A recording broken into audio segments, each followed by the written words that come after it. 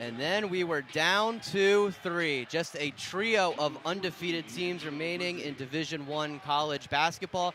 And I'm sure it's the 3 that everyone in the country were expecting heading into the year. The Arizona Wildcats, the Nebraska Cornhuskers, and the Miami University RedHawks, who do battle yet again here in Millett Hall, taking on the Buffalo Bulls here in Saturday afternoon action. Bryan Miller joined by Gavin Stark.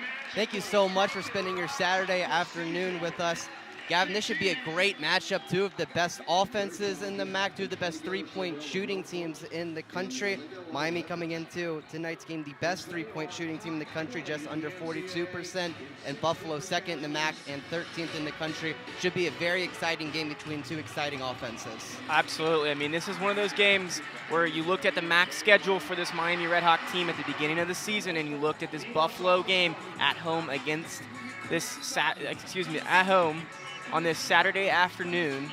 A huge opportunity for the RedHawks, but this Buffalo team, no team to sleep on. You've got Daniel Freitag here as well with 20.3 points per game, 4.6 rebounds, 3.3 assists. That started his career last year at Wisconsin and appeared in 14 games for them, so he's played at the Big Ten level, but he's a first-team All-MAC type of talent. He's looking like he's on pace to do that. But then you have Ryan Sable, who has returned to this team, and he's making his 59th career start today, 17 points per game, along with 3.3 assists, and he's shooting 40% from the three-point line. This is a good shooting team, like you said, matches up really well with this Miami RedHawk team. Yeah, 2 very, very good guards for this Buffalo Bulls roster, both Freitag and Sable. They're responsible for just under 50% of their total points this season, so obviously it'll be key to emphasize those 2 defensively for Miami. And for the RedHawks, their last game earlier this week against Central Michigan, a 100-61 win. Gavin, that was the first time they've scored 100-plus games in a conference game since January 1st, 2002. That was an overtime win against Central Michigan, ironically. And I think the main struggle for Miami the past few games has been starting slow, especially in the second half, but Miami was outstanding in that department earlier this week. Yeah, I mean, and it's hard not to talk about Brant Byers and Justin Kirby when you talk about that game Tuesday night. I mean, Brant Byers doing what he does best, scoring the basketball at all 3 levels with 24 points in that game on Tuesday against Central Michigan, leading the way. But there's a guy who came on the scene. His name is Justin Kirby, and he's a freshman standout. And if you haven't watched him play yet, well, you're in for a real treat today, because this kid is so talented.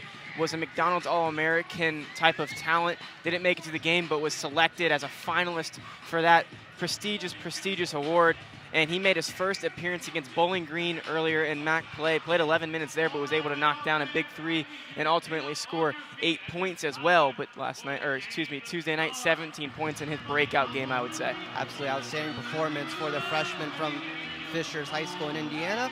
Starting lineups for each squad, beginning with Miami, same one they've been rolling with since the injury for Evan Ipsaro. Ian Elmer, Antoine Woolfolk, Brant Byers, Luke Skaljak, and Pete Suter. For Buffalo, it is the same starting lineup they have had the entire season. Noah Batchelor, Ryan Sable, Freitag, Angelo Brizzi, and Tim Obo, who is at the Red Miami M at midcourt, going up against Antoine Woolfolk. Yeah, Obo started 19 games last season as a freshman for this Buffalo team. Now started every game so far this season for Buffalo. Tons of growth from him. The ball is tipped, and we are underway here from Millett. The Bulls win the tip, and it will be Freitag leading point for the Bulls, who gets it to Sable. Expect to hear those names early and often tonight. Bulls working around the arc. They get it to the far side wing. Here's an early 3, and it's good. A 3 from the lefty, Angelo Brizzi. Brizzi, a 38.3% three-point shooter. This team likes to get it up. Started his career at Villanova as well. A super talented shooter. Skaljak driving in, kind of double jumped, was looking for an open man that was not there, and it is the first turnover for Miami today. Sable leading the charge for the Bulls, gets it stripped away, and Brant Byers comes up with the basketball, turns around the top of the key, and gets that stolen by Batchelor. A couple of turnovers to start off the game for the RedHawks. Batchelor with the ball, who gets it to Freitag at the near side wing, who gets it to the corner. It is Brizzi, who goes down low, being guarded by Byers. Goes down the baseline, gets it up top to Freitag, going down low to Obo. And the lay-in is no good. Rolled around the rim. And a tough rebound for Antoine Woolfolk. It'll be RedHawk basketball. And that Woolfolk versus Oboe matchup all night is going to be so physical. Suter driving in. Right-handed lay-in is good. The RedHawks are on the board. And all the standing RedHawks fans will take their first seat of the game. 18:38 to go. RedHawks down 3-2 in this Maxion battle. Sable with the ball at the top of the key. Gets it to Freitag at the near side wing. Up top is Batchelor, who goes back to Freitag, being guarded by Scaljak. Starts to drive in, then drops back. Passes it to Batchelor. Here's a three from the wing. Raises the front of the rim and rebounded by Woolfolk. Suter running point for Miami, being guarded by Brizzy, who gets it to Scaljak. Driving in with his left hand, being guarded by Freitag. Spins around, fadeaway Jay. No good. Rebounded by Sable. Offense kind of settling right now for some shots that you don't usually see this Miami team take. A little less passes, and you'd like to see offensively right now. Just need to settle in this one. Brizzy hits a spin move on Byers, drives in the paint, hands it off to Oboe, goes up, gets it stripped away by Woolfolk, and Miami with a fast break opportunity. Elmer lay-in, good, and Miami takes their first lead of the game. They're up 4-3, 17:40 to go in half number one. And Elmer lays it in with some contact as well there. Could have gone with maybe a foul as well there, but they're going to get no call here. No fouls in the game so far. Sable with the ball, gets it to Freitag in front of the Miami bench, pump fakes, and gets it down to Oboe down at the block. Spins around, and will get the bucket to go. RedHawks down 5-4, 17-14 left in the first half. Suter, crossover on Brizzy, drives in. Finds Woolfolk at the wing. Here's a three. No good off the front of the rim. Tip basketball, and it'll be RedHawk ball. And usually, if you haven't watched much of this team this year and you heard Antoine Woolfolk from three, you probably closed your ears for a second there. But this guy's shooting 47% from the three-point line this season. He's really stepped it up from beyond the arc, especially in MAC play. Down low, Byers, easy lay-in, a good set off of the baseline. Miami takes a 6-5 lead as we are done with the first 3 minutes of the game. Freitag with the ball, tries to go down low. Oboe, but is taken away by Woolfolk. A strong start for him defensively. He gets it to Brant Byers. Transition three. Oh, that was bombs away for Brant Byers, but it was no good. Buffalo now with the ball. It will be Sable slowing things down. Buffalo, one of the slower tempo teams in the MAC, coming in today at 2:44 as of Bart Torvik. Oboe down low, gets in the layup to go. Now a 7-6 lead for the Bulls. Woolfolk up top, gets it to Scaljak, looking to drive in. Left-handed lay-in is good, and the bucket.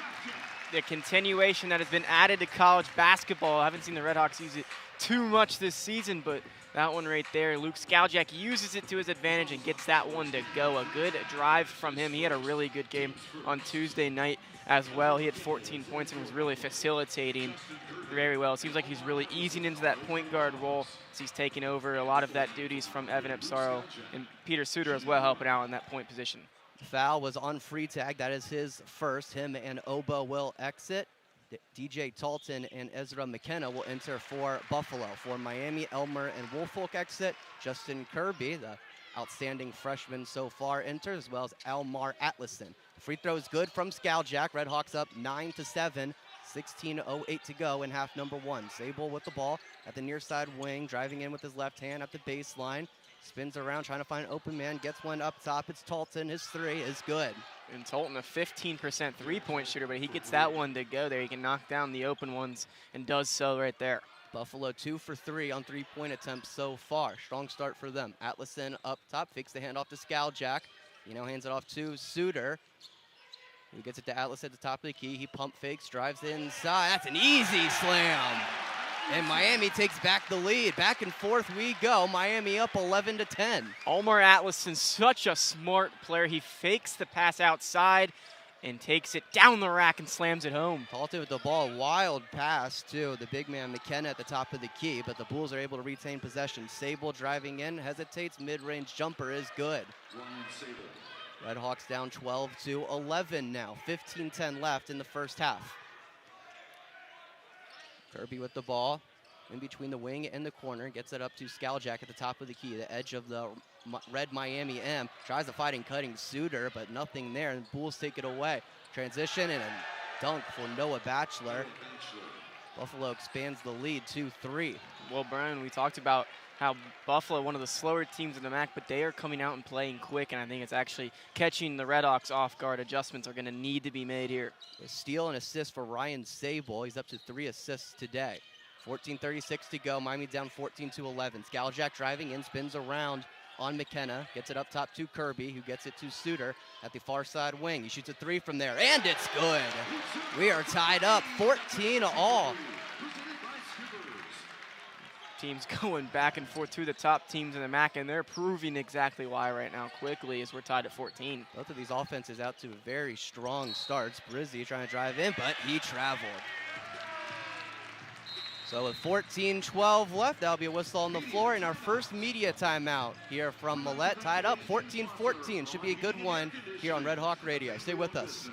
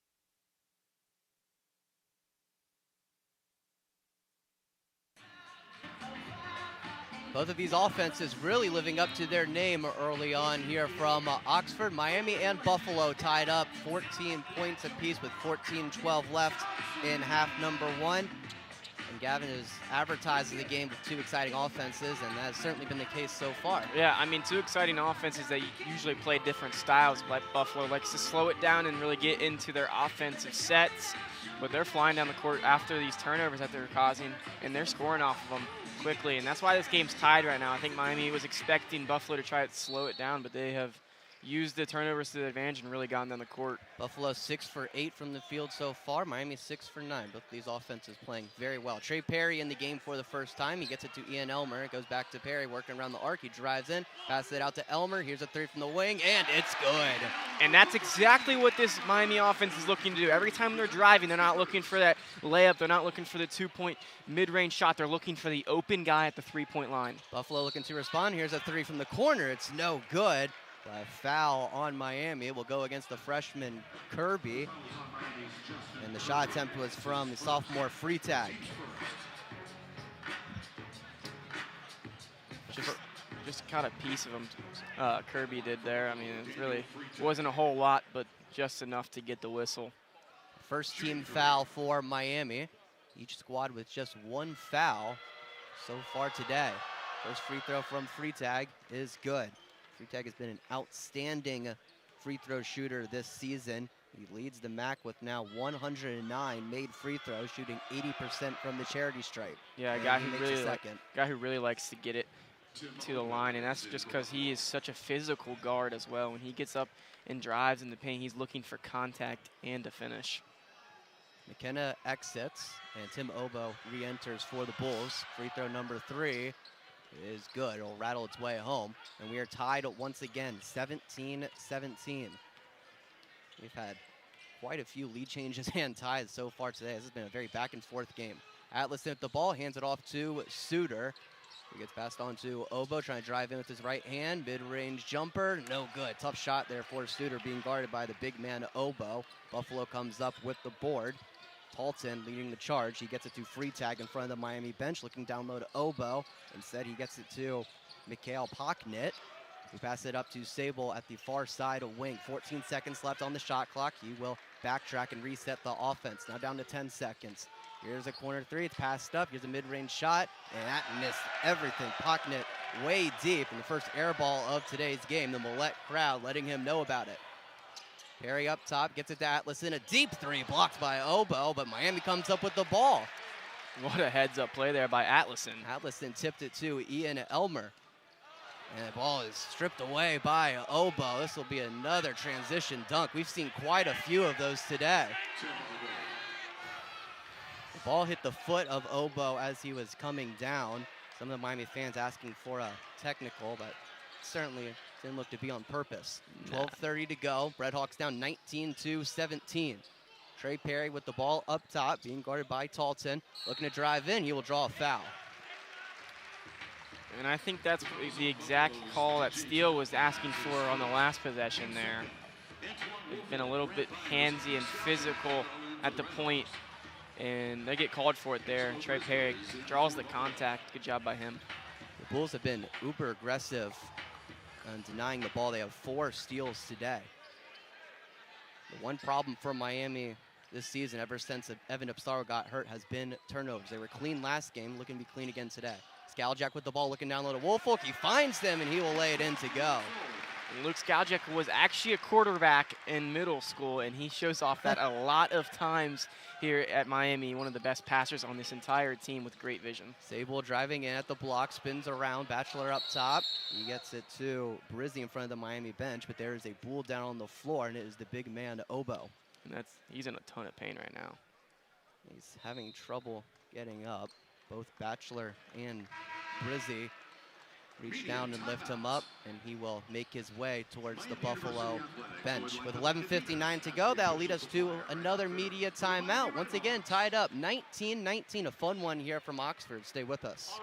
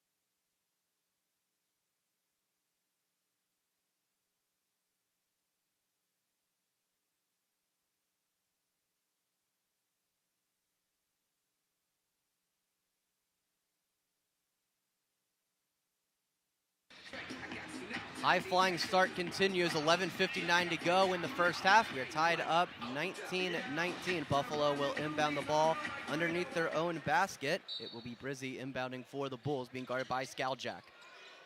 Looking towards the corner, nothing there. Has to find Batchelor at the near side corner, and he will bring things out, get it to free tag and reset the offense. 13 seconds left on the shot clock. Free tag up top, passes up a three, driving inside, shot from the elbow, no good, missed everything. A loose ball recovered by Brant Byers, who gets it to Elmer.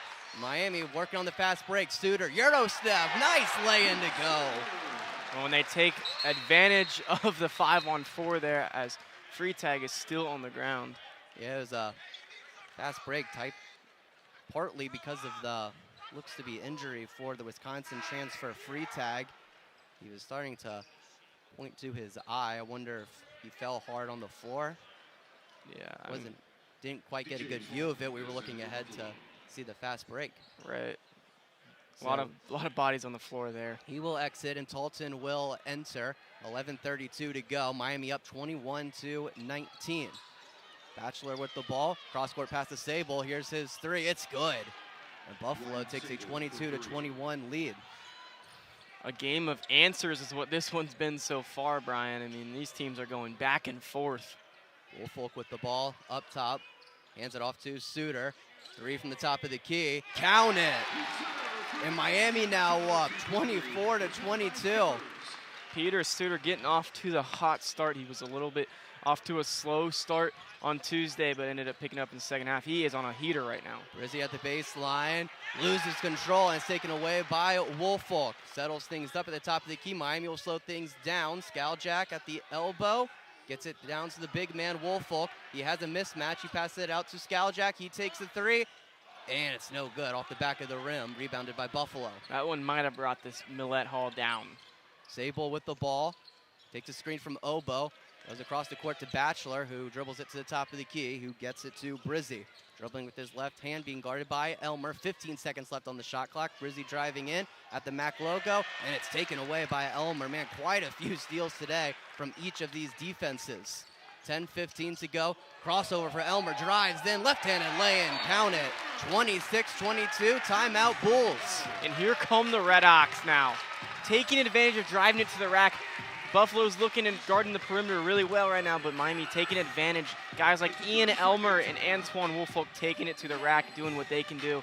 2-3 level scorers there, showing what they can do. It is a 5-0 run for Miami, and it took just 1 minute and 15 seconds as there's a full timeout, but we'll keep it here on RedHawk Radio. Miami 4 for 5 from the field. It doesn't take long for this offense to get going, and we're seeing it here. Yeah. I mean, really, this offense is so phenomenal that if they see one go in, all 5 of them on the court are going to boost in confidence, especially with a crowd like this tonight. This is huge, and they see one fall, you're probably going to see 10 more fall. Antoine Woolfolk with 3 steals. He's responsible for 3 of the 5 total steals for Miami. They're really getting it done defensively, too. Buffalo with 4 steals of their own. Both of these defenses have been very, very aggressive in trying to get the basketball. Woolfolk 9th in all of the MAC Conference's steals. Just behind him is Peter Suter. Talton with the ball up top, being guarded by Skaljack. Now works to the far side wing, gets it to Sable at the left side of the red M. Halfway done with half number 1. Talton with the ball, crossover on Skaljack, drives in, laying good. Quick, nifty moves from the grad student Talton. And Miami now leads 26-24. 9:44 to go. Suter driving in. Driving baseline will draw a foul. That will be the 3rd team foul on Buffalo. And Brian, we talked about how good of the guard play Buffalo brings to the table. I mean, you have a guy like DJ Talton coming off the bench, a veteran with great passing skills, and he's 3rd in this team with assists, with 3.1 assists per game. It's just unbelievable. Free tag comes out, well, DJ Talton comes in. A nice cut by Brant Byers down the baseline. Another easy lay-in for Miami. They're now up 28-24. 9.5 minutes to go in the first half. Talton being guarded by Woolfolk. He backtracks and will pass it to Sable in front of the Miami bench, who gets it down low to Pocknett. Being guarded by Byers. He spins around, goes up, and gets the bucket. 28-26 Miami. 9:13 to go. Elmer with the ball, the far side corner in front of the Buffalo bench. Gets it to Suter at the top of the key. Miami slowing things down a little bit. 16 seconds left on the shot clock. A 3 from Suter, and it's good. Man, Pete Suter is on fire. 3 for 3 on three-point attempts. He's up to 13 points. He loves the big moments. The senior guard who came back and returned this year is flat out phenomenal right now. Sable looking to respond, but a strong putback by the big man, Obo. We have seen some strong slams today. Man. My goodness. 31-28. 8:36 to go. This has been a fun game. Suter looking to work off the screen from Woolfolk. Wide open lane, passes it out to Byers, passes up the corner three, but will draw a foul from Batchelor. And honestly, I think that Buffalo is going to take that every single time. A kick out to Brent Byers in the corner. He's automatic from that spot there. That's where this offense is at its best, is Byers in the corner. They'll take a bump foul there. Scoutjack will exit for Miami. Trey Perry will enter. McKenna will enter for Buffalo, and Obo will exit. 8.5 minutes to go. RedHawks up 31-28. Trey Perry will inbound the ball underneath the RedHawk basket. He finds Byers in the corner, passes up the three, gets it to Woolfolk at the wing, who hands it off to Elmer. Deep three for him, and no good. Rebounded by Batchelor. Talton leading the charge for the Bulls. Being guarded by Perry, crossover, driving in at the top of the MAC logo, gets it back out to Sable, driving in with his left hand, and we'll get it back to Talton at the top of the key, being guarded by Woolfolk. Trying to dance around him, he gets it to McKenna. Here's a three from the wing, too deep, no good. And Suter comes up with the board. Ezra McKenna, a big guy, but averaging 47% from the three-point line this year. The best in the MAC. Cross-court pass to Elmer. Cross-court pass again to Byers, looking to drive inside, lay in, too strong, and rebounded by Pocknett, who gets it to Talton, being guarded by Perry. Crossover, pump fake, left-handed lay, good. And we have seen some nice moves from Talton. Transfer from Oklahoma Wesleyan, the NAIA ranks. First year with Buffalo. 31-30, Miami leads. Elmer looking to drive inside, lay in, good. He was looking for a foul, none was called, but Miami will take the 2 points anyway. 33-30, 7:15 left. These teams are throwing punches back and forth at each other. Down low it is McKenna driving in on Byers. And that's just a mismatch that will be exploited every time. An easy lay-in for the big man. 33-32, Miami leads. McKenna's so physical and can stretch the floor as well. It's just really impressive what he can do. Byers back to Elmer at the far side wing. He hands it off to Suter, being guarded by Pocknett. Looking to drive in with his left hand, gets it to Woolfolk at the top of the key, and he was a step too early there. He traveled, and that will bring us to another media timeout. 6:43 to go. RedHawks up 33-32. You're listening to Miami Basketball on Red Hawk Radio.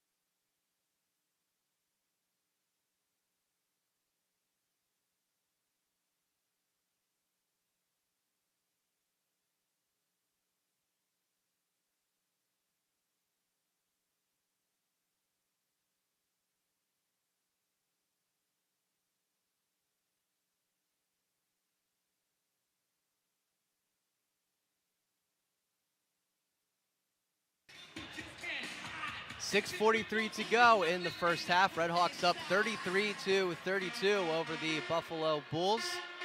Both squads shooting the ball very well today. RedHawks 63% from the field, 4 for 9 on three-point attempts for 44%, and 1 for 1 from the free throw line.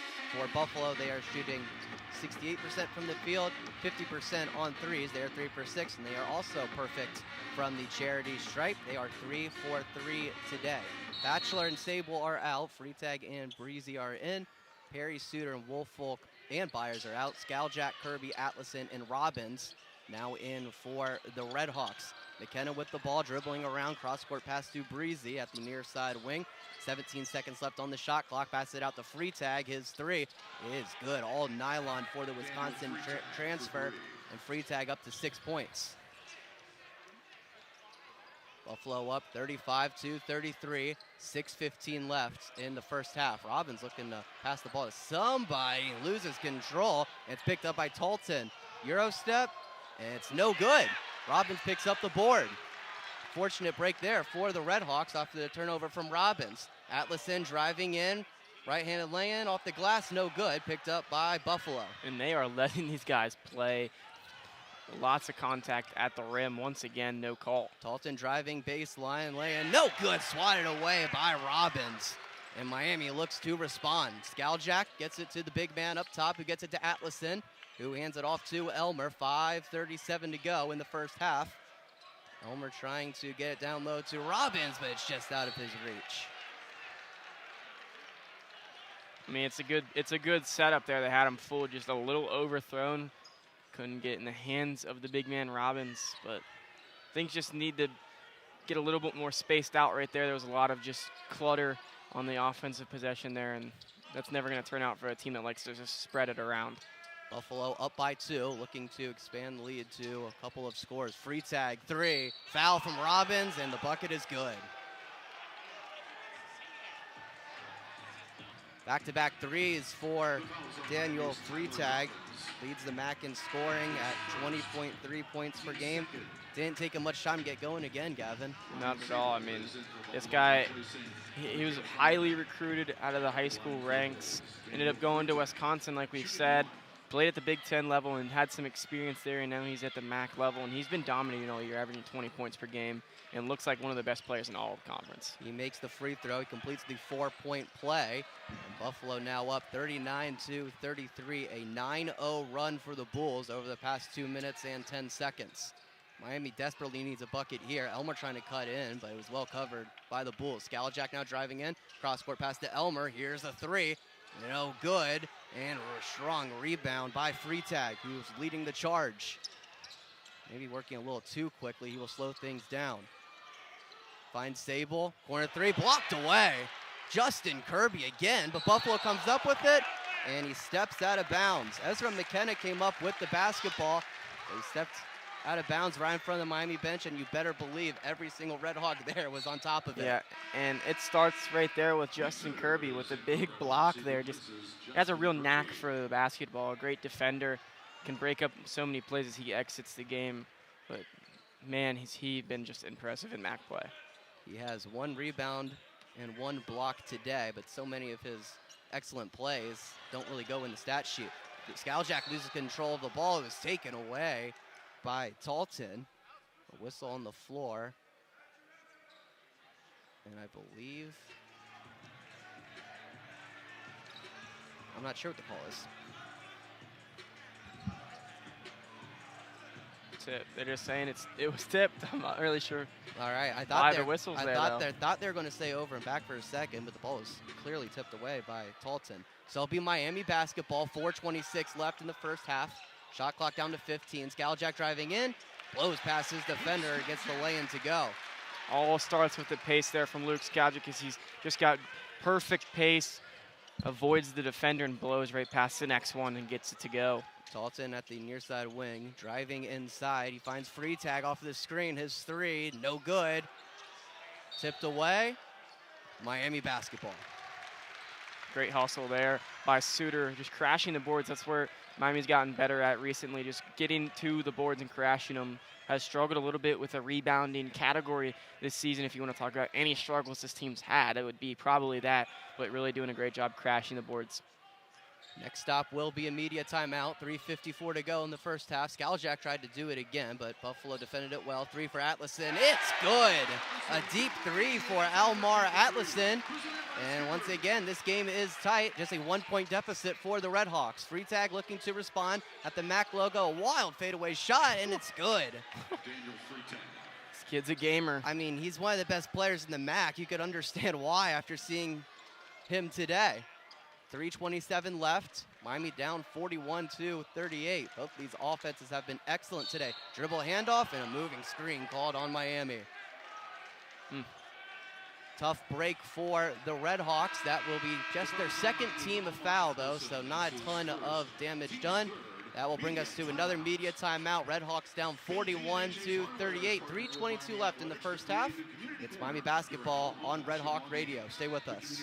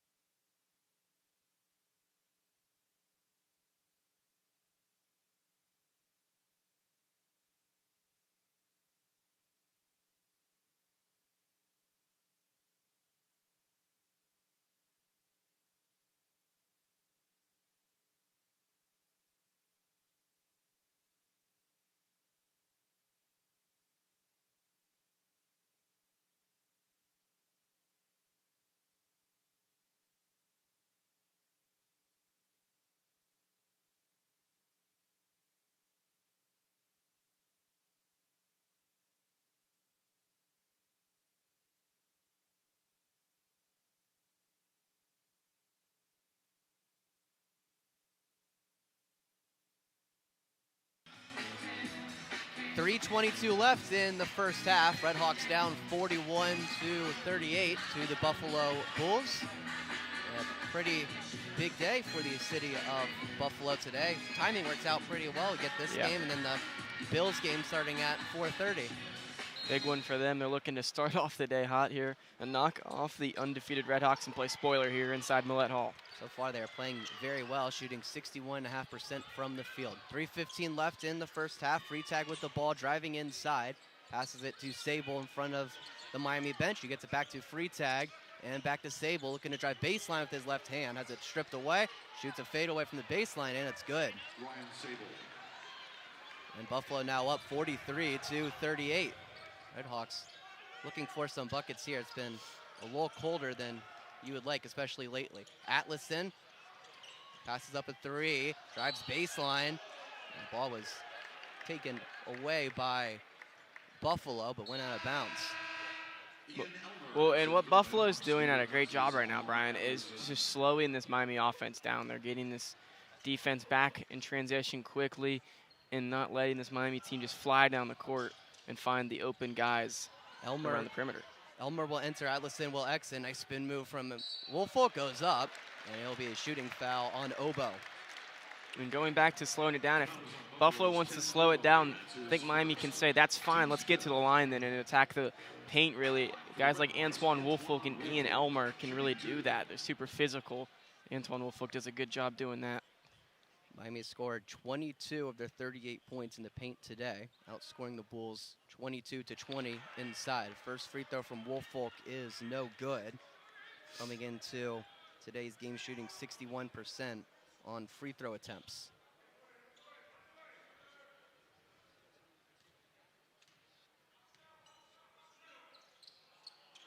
Wolfolk misses the second as well and is rebounded by Freitag. So an empty possession for the RedHawks. Need to stop here. Freitag, wild shot, short of the rim and picked up by Wolfolk. Took a little while, but eventually Miami is able to get the ball. 2:25 left in the first half. RedHawks down 43-38. Antoine Wolfolk with the ball up top, hands it off to Pete Suter. Spins around, now driving it with his right hand, working with Wolfolk. He steps back, shoots, and makes it. That's where he's money from the mid-range step back. Luke Skaljak loves that spot there on the basketball court, and he knocks it down. It's a pretty looking shot. The lefty stroke with the natural fadeaway looks really, really nice. 2 minutes left in the first half. Batchelor passes up a corner three, driving inside, looking down low to Oboe, and there'll be a foul called on Brant Byers, who's trying to deny the basketball. And you don't want to pick up a foul if you're Byers, but that's your first foul, and you'll take it, honestly, as right there Bobo was getting a good position on Byers, so you'll take the foul off ball. Oboe has a 3-inch height advantage on Byers, 6'11 versus 6'8, and as you mentioned, Gavin, he had excellent position. It would have been an easy lay-in, so not a terrible foul if you're Miami. Another whistle on the floor. This one will go against Pete Suter as they were trying to inbound the ball to Daniel Freitag. And Travis Steele is fired up about that call. So Buffalo will inbound it again. This one to corner three, and another whistle and another foul called on Suter. Oh boy. Picked up 2 fouls in about 5 seconds on the same guy. Oh, and Travis Steele's got to make sure he doesn't get a technical here and add some to the fire. Yeah, I think they were trying to say Freitag was pushing off of Suter on the inbound play. They're both number 5. Yeah, you throw up a 5. When the official throws up 5, they were assuming it was against Freitag, but it was actually against Suter, as the first free throw is good from the Wisconsin transfer. Suter had 0 fouls 10 seconds ago, and now all of a sudden with 2, it's not a good spot here. Second free throw is good. Remember, the foul came on a 3-point attempt from the far side corner, so 1 more for Freitag. A little adversity for this RedHawk team, who hasn't really faced much since the Akron game. I'm watching Travis Steele here, and I'm just waiting for a technical. Sable will exit, and Pocknett will enter for Buffalo. Freitag up to 14 points in the first half, as there's a delay on the court. I'm not quite sure what it's about, but Travis Steele still pleading his case to the official. He's always an animated guy. And now the Buffalo head coach, George Hilkovich, starting to get frustrated at the delay. It seemed like all the officials were talking to Travis Steele during that little break, as the last free throw is good from Freitag. So 46-40, RedHawks trail, 1:45 to go in the first half. Skaljak with the ball up top, gets it to Suter, being guarded by Pocknett, driving in with his left hand, then backs away, and will draw a foul on Pocknett. Suter, the veteran captain on this team alongside of Wolfolk and Elmer. He's going to do a great job in these positions. He's the guy you want on the court when you're down 6 with a minute left in the first half, facing some adversity. There's no guy you want on the floor more than Peter Suter. Rizzi will enter and Pocknett will exit for Buffalo. Now 1:36 to go. Each team with 16 fouls in the half. So next one will enter the bonus. Skaljak at the far side elbow. Pass it to Byers. Here's a 3. It's good. Deep 3 for Brant Byers. His first 3 today. He's up to 7 points, and the deficit is cut in half. How many times do you think we have said this season, deep 3 from Brant Byers? Often. And he hits another one there. RedHawks trying to get some momentum before the half. They're down 46-43. A wild pass for Buffalo, and Miami will get the ball on their side of the court. Just a game of momentum and momentum swings, and right now RedHawks trying to take advantage of when they nail a deep 3 after getting a foul on Peter Suter. Now forcing a turnover and get another possession here, looking to tie things up here. DJ Talton with the wild pass. He will exit, and Sable will enter. Down to 1 minute left in the half. RedHawks down 46-43 in a wildly entertaining first half. Antoine Woolfolk with the ball up top, hands it off to Suter, a whistle. And a shoe came off, the left shoe of Brant Byers. Slips it back on. And we will resume play. Kind of fortunate there for Miami. They didn't seem to have anything going. Oh, yeah. They will have 6 seconds left on the shot clock. And 52.9 to go. They have to work quickly. Skaljak with the ball, working with his right hand. Dumps off to Suter. Here's a three. It's good! Pete Suter with a deep, deep three, and we are tied up.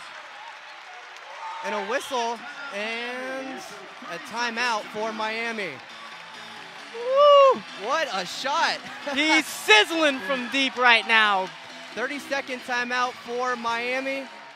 Gavin, we've been waiting on this type of game for Pete Suter. Scoring-wise, it hasn't been as productive as he was last season, but he's just been doing everything else. But today, 16 points, 6 for 7 from the field, 4 for 4 on three-point attempts. He has been excellent today. Well, when people talk to me about Peter Suter, I've had a couple conversations this season, only averaging 12 points right now. What's going on with Peter Suter? He was one of the best scorers on this team last year.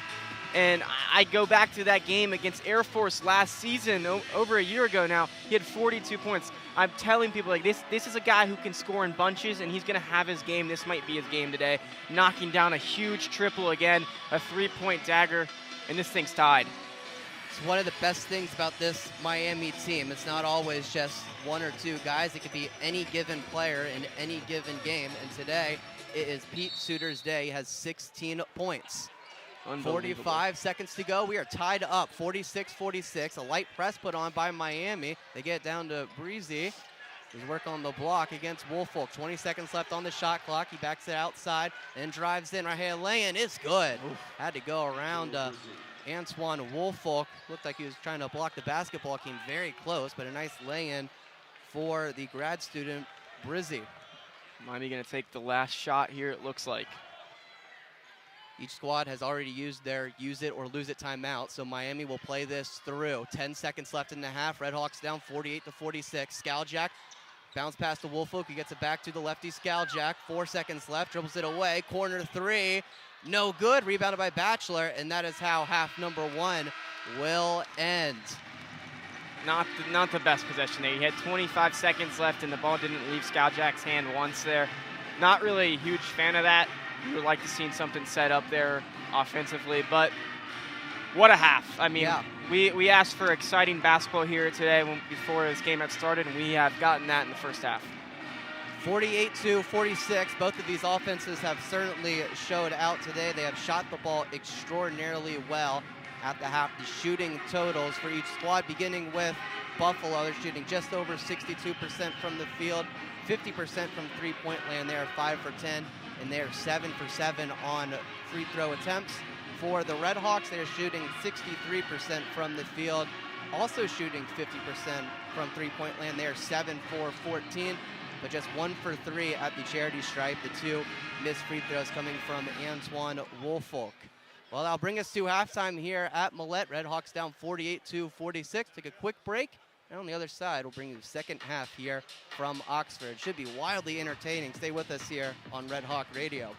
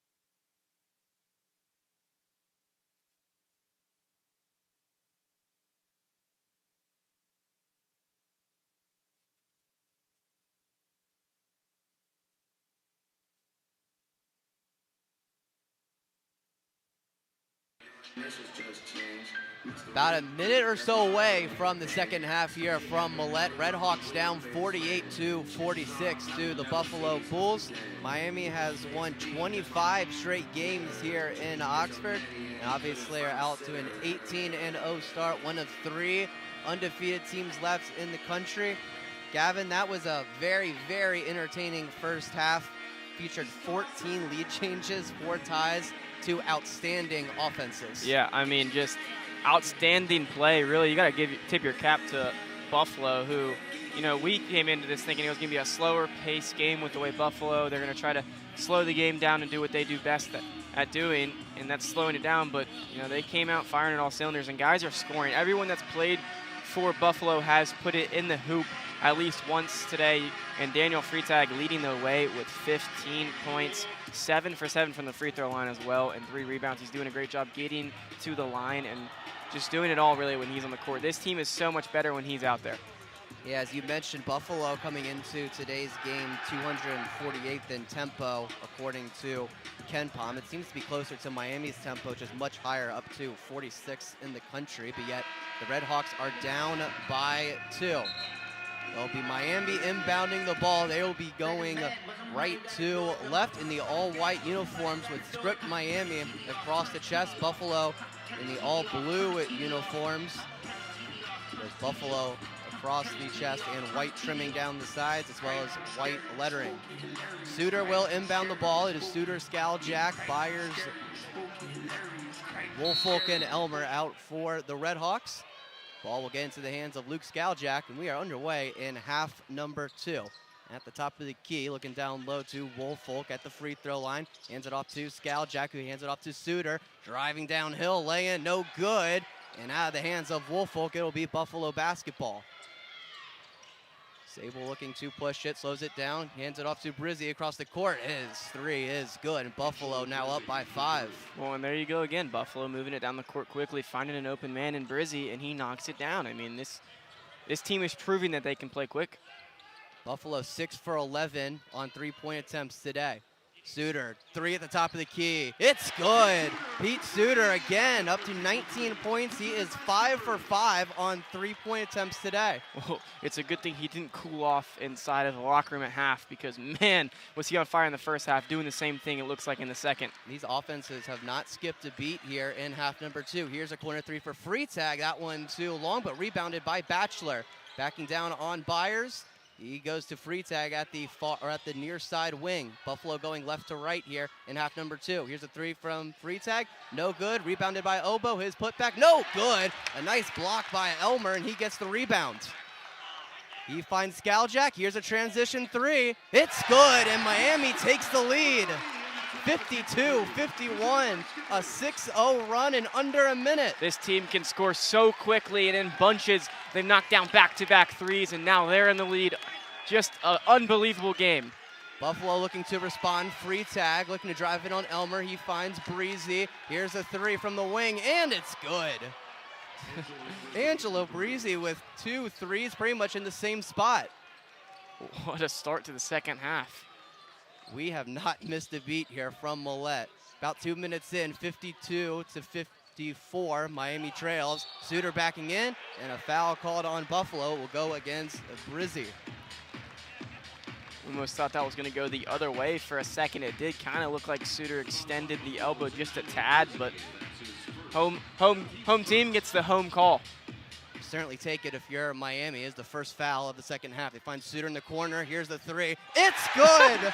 Are you kidding? He's unconscious right now. 6 for 6 behind the arc, and Miami with the lead, up 55-54. Obo, alley-oop. What a response for the Bulls. What a game. This is unbelievable basketball. Mid-major basketball.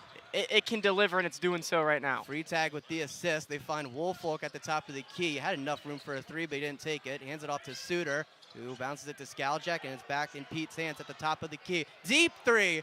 That was a heat check, and it hit the front of the rim. No good. Rebounded by Freitag, who pushes it up the floor for Buffalo.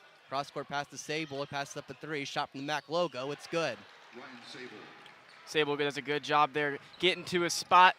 Has some room and delivers that one a good answer for Sable to get things going. Skaljak driving in with his right hand. Gets a foul called on him. It'll be the second team foul on Buffalo in the half.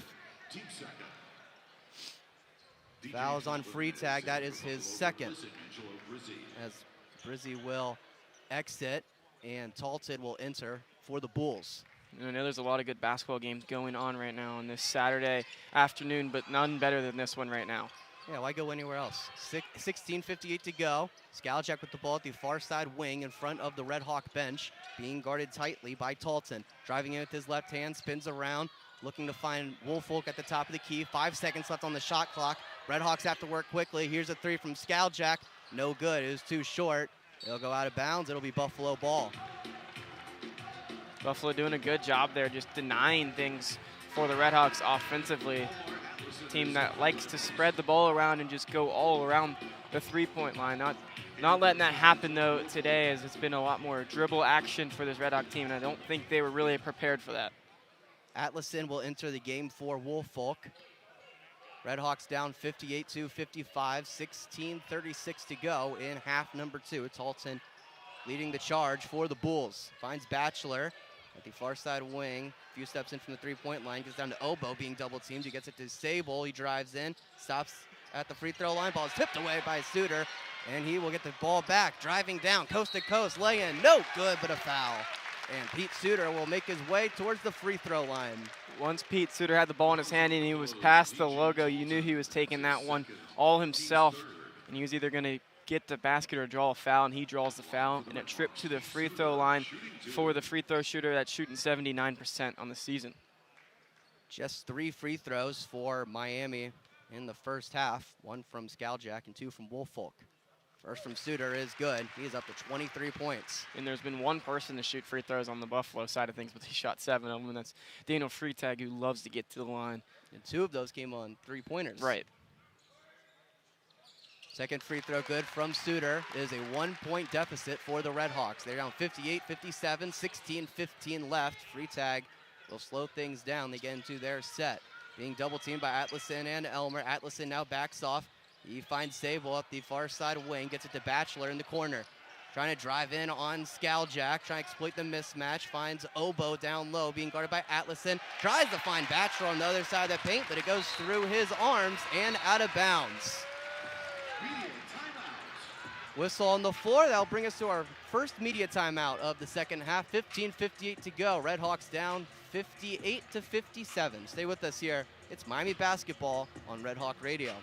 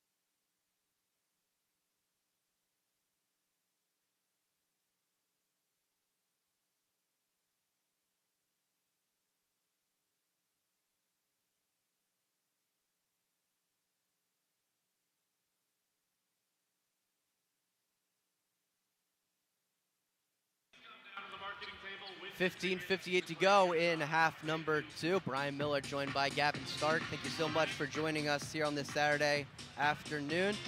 Buffalo up by 1. They have shot the ball incredibly well today. It's the third season under George Halkovich. They just keep getting better and better each year. First year for him went 4-27, and last year went 9-22. They've already eclipsed that total there. 13-4 on the season. They look to be one of the contenders in the MAC, Gavin. It's been a tough last couple of games for them, but they're certainly making a statement today. Well, he's just done a great job in the portal, and also just developing guys like Ryan Sable. Had to come in when he started here as the coach 2 years ago, and he stayed with them, and now being one of the best players on this team this year. Certainly has done a great job in his third year in upstate New York.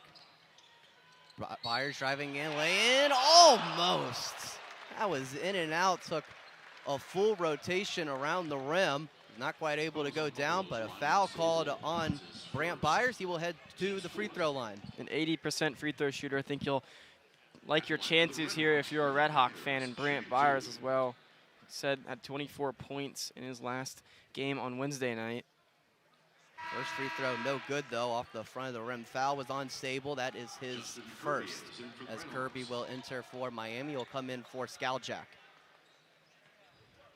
Not anyone in foul trouble yet. Freitag and Talton each with 2 fouls, as Byers misses the second free throw. An empty possession I jinxed him. for Miami. And they remain down by 1. 15.5 minutes to go. Sable with the ball at the far side of wing, looking to drive it inside.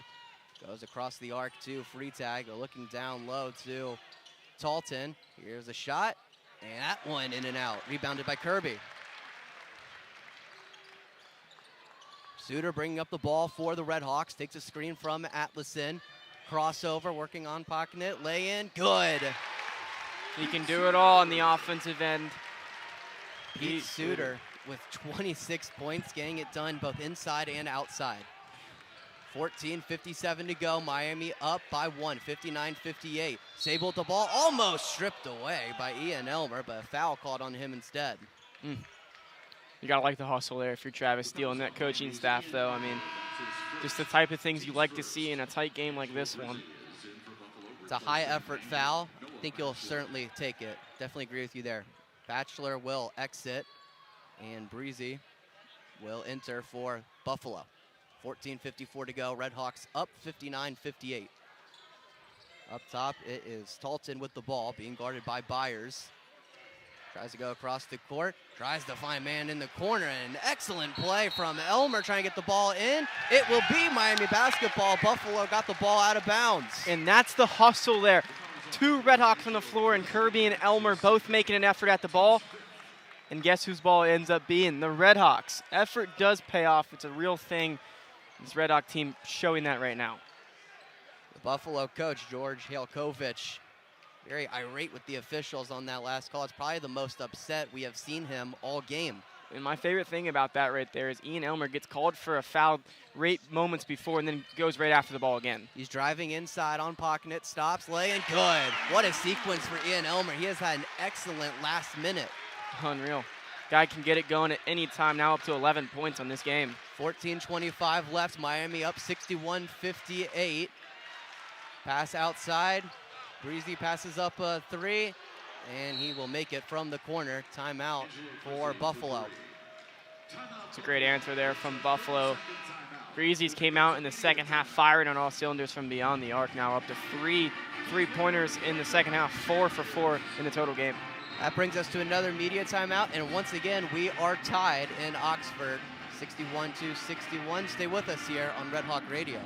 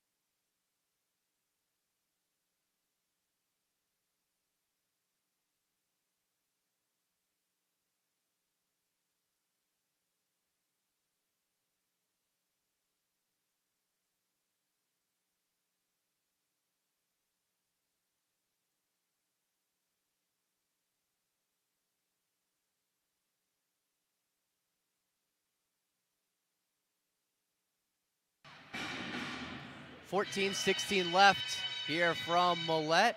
A change in the last possession for Buffalo. It was originally called a three-pointer from Angelo Brizzi, but instead they switched it to a 2. Instead of this being a tied game at 61-61, there's now 61-60 in favor of Miami. In a game like this, Gavin, you'll take any point, however you can get it. Yeah, absolutely. I mean, you got to think this one's going to go down the stretch with how this game's been played. Not saying it will, definitely, but there's a great chance of that. And one point is going to matter, like you said. Is Atlison, Elmer, Byers, Kirby, and Suter out on the floor for the RedHawks. For the Bulls, it is Sable, Obo, Brizzi, Freitag, and Talton. Miami will inbound the ball underneath the Buffalo basket. 14-16 to go. RedHawks up 61-60. RedHawks going a little bit smaller with this lineup, but I actually don't really mind it at all, as they can really stretch the floor with this lineup. Tallest guys out there are Atlison and Byers. Finds Suter at the top of the key, 14:04 to go. Being guarded by Freitag, he finds Byers at the near side wing, who gets it to Elmer. They find Atlison off to the screen. Here's a 3, no good. Ball goes out of bounds. It'll be Buffalo basketball. Bodies on the floor, it feels like every possession. Just so much effort from both of these teams. Freitag leading the charge for the Bulls, 13:48 to go. They're down by 1. Splits a couple defenders and almost hits a 3. Put back from Obo, no good, and rebounded by Byers. We have seen or almost seen a couple of strong putbacks today from the big man, Tim Obo. Byers, top of the key, 3. No good. Hit the rim a couple times. Wow. And a rebound from Buffalo. No foul on the box-out attempt on Atlison. Talton down at the block, passes it outside to Freitag. They're looking down low to Obo, who's being guarded by Atlison. No good, but a foul. And Atlison shaking his head. Can't believe it. I can't believe it, really. From over here, either. Atlison looked like he was in just great position. The undersized player in that battle there between Obo, but he was really giving it all right there and gets called for a foul. So Obo will make his way towards the line. Free throw shooting is certainly not his strength. He's coming into today's game shooting 48% from the line. He is 34 for 70 on the year so far, but he makes his first. And Bryan, it's a little upsetting not seeing the swim and dive team out there. It is. Behind the basketball hoop this time. I mean, that was a good effort that I saw on Wednesday night by them. Tuesday night. Out in the Speedos in the second half. Central Michigan shot, I believe, 57% from the free throw line in that half, so it seemed to have worked. Got posted on ESPN, Barstool. The swim and dive team here got a little famous. Free throw, no good from Obo. It looked like a violation called on Miami, so one more. Thought they might call it on Freitag. Seemed like he was the only one attempting to get the rebound there. So here's try number 2, and it's no good off the front of the rim. Rebounded by Woolfolk. And he will bring it up himself. Still leading point. Trying to drive inside, hands it off to Suter. Driving in with his left hand, crosses over, shot from the free throw line off the front of the rim, no good. Rebounded by Brizzi. 12:52 to go, tied up 61-all. Brizzi spins around, cross-court pass to Talton, passes up a 3, drives inside, working on Scaljak, crosses over, spins around, finds Freitag at the near side wing, cross-court pass to Sable, deep 3, no good, rebounded by Kirby. Huge rebound there from Kirby, showing off his jumps. Suter, baseline, lay-in, no good, put back from Woolfolk, right place, right time, love the hustle, and Miami takes the lead. And there's the crashing the boards I talked about earlier, Bryan. This team has really gotten better at crashing the boards, and the big man, Antoine Woolfolk, shows off his athleticism and throws it back in. Sable at the far side wing, passes it to Freitag, who finds Brizzi from the corner. It's good, man, he's money from there. Now 4 threes for Brizzi in the half. 5 for 5 in this game. And Buffalo up 64-63, 12 minutes to go in the game. The undefeated streak on the line for the RedHawks today. A whistle, and it'll be a foul called on the Bulls. That'll bring us to another media timeout. 11:58 to go. RedHawks down 64-63. Don't go anywhere. It's Miami basketball on Red Hawk Radio.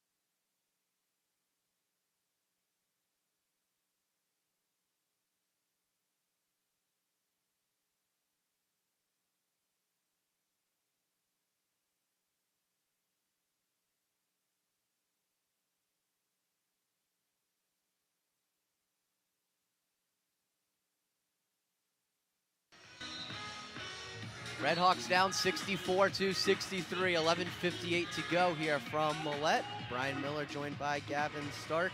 Thank you so much for joining us here on RedHawks Radio on your Saturday afternoon. It's been a great game between two of the best teams in the Mid-American Conference, certainly two of the best offenses, and they have certainly shown that off today.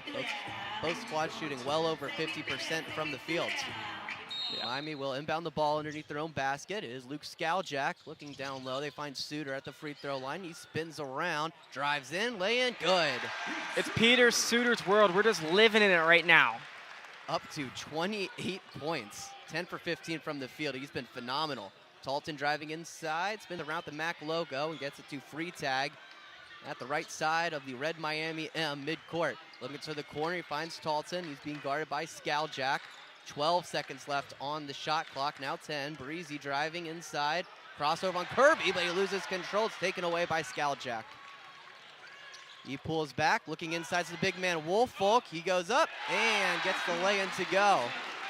And that's now Luke Skaljak's 7th assist of the game. He's got 10 points to go with it. This guy has taken over the point guard role and done an amazing job with it. 67-64, the Millett Hawks starting to stand up on their feet. This is the loudest we've heard it all day. Free tag, pump fake, trying to shoot a three. Goes across the court. Now down low, they try to get inside to Oboe. It is tipped away by Woolfolk. Possession will remain with the Bulls. Loving this effort from this Miami team. They just don't look phased either, Brian. Most teams, when they're 18-0 and have an undefeated record on the line, you know, they're in a tough spot. They're barely up on a Buffalo team in the second half. They'd look a little nervous, but not this team. This team is calm, composed, and ready for the moment. They have quite a few of their favorite friends here dressed up in red and white. 11 seconds left on the shot clock. They go way up top to Batchelor, who gets it to free tag. 7 seconds left on the shot clock. Free tag looking to drive it inside. RedHawks guarding it tightly. Talton, shot from the MAC logo. Good. Just beat the shot clock, and they get 2 points. And he gets to a spot there, Talton does, and right at the last second, a great shot by him. 10.5 minutes to go. RedHawks up by 1, 67-66. Woolfolk driving inside, lay-in. good. That took a roll around the rim, working on the big man Obo. Good shot from the big man Woolfolk. And here comes Woolfolk now. Back-to-back possessions, back-to-back buckets for him. Sable with the ball at the top of the key. Gets it to Freitag, driving inside, left-handed lay-in off the front of the rim, no good. Got a whistle and a foul. Believe it will go against Suter, and that will be his third. And you don't take him out here at all. I know Travis Steele's not going to foul him out on his own, but he might take him out for a little bit, it looks like. But I would keep him in right now, Brian, to be completely honest with you. I think I would. No, not I think. I would too, with the way he's playing today. Yeah, it's just he's a difference maker always, but right now his buckets that he's getting to is just automatic. He's 10 for 15 from the field, 6 for 7 from the three-point line as he exits. It's got to be brief. Elmer will come in for him.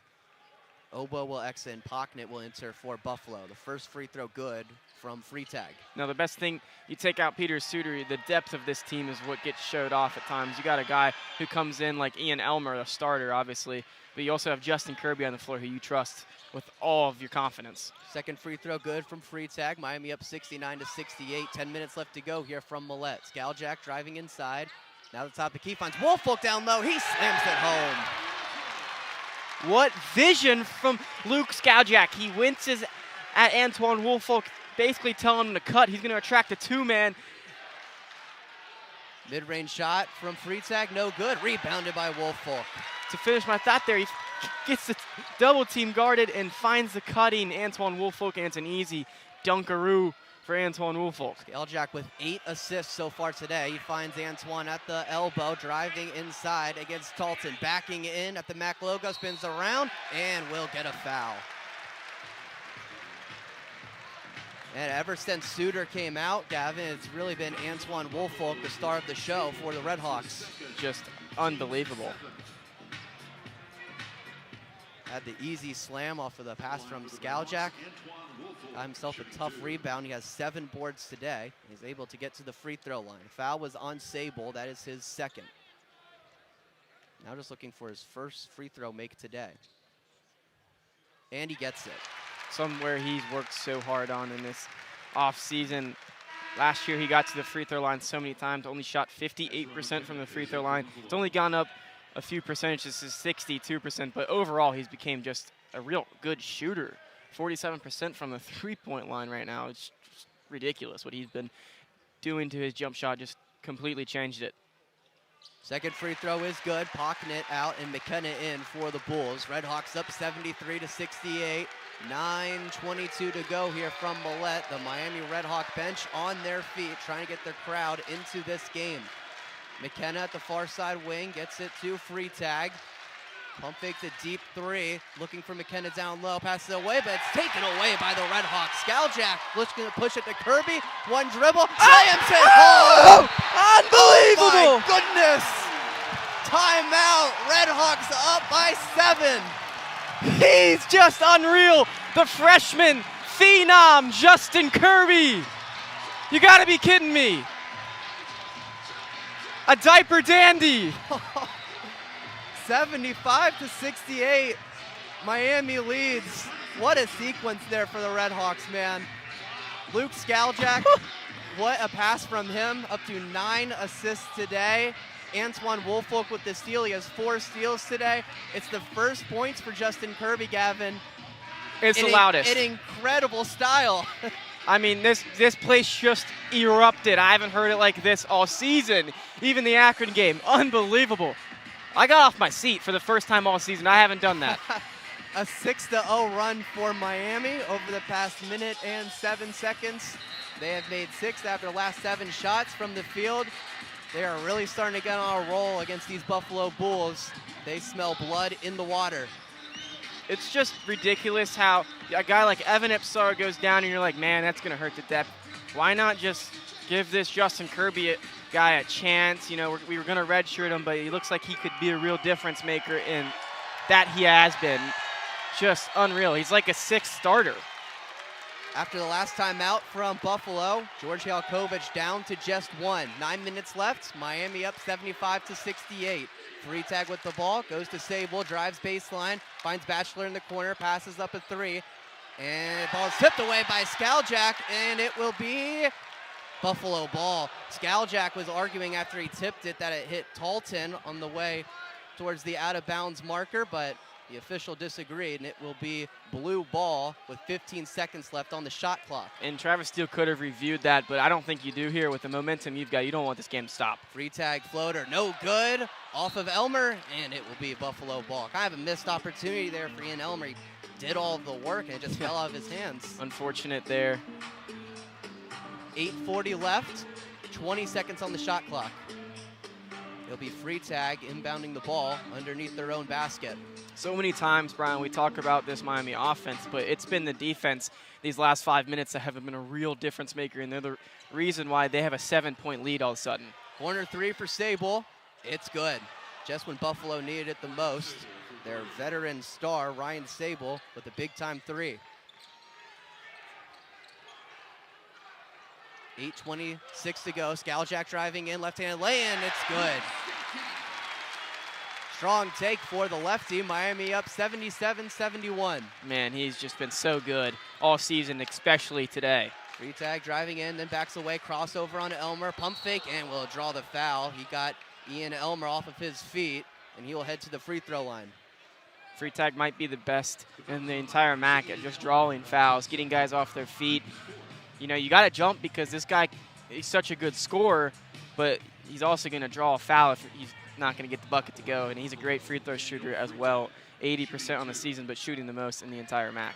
Has the most makes in the Mid-American Conference, and he gets another one there. He is 10 for 10 from the free throw line today. And a team that doesn't do a great job of getting to the line in total, but Daniel Freitag makes up for it. He does his part for sure. Atlison and Suter will enter. Kirby and Woolfolk will exit. And for Buffalo, Talton is out and Brizzy is in. Second free throw good from Freitag.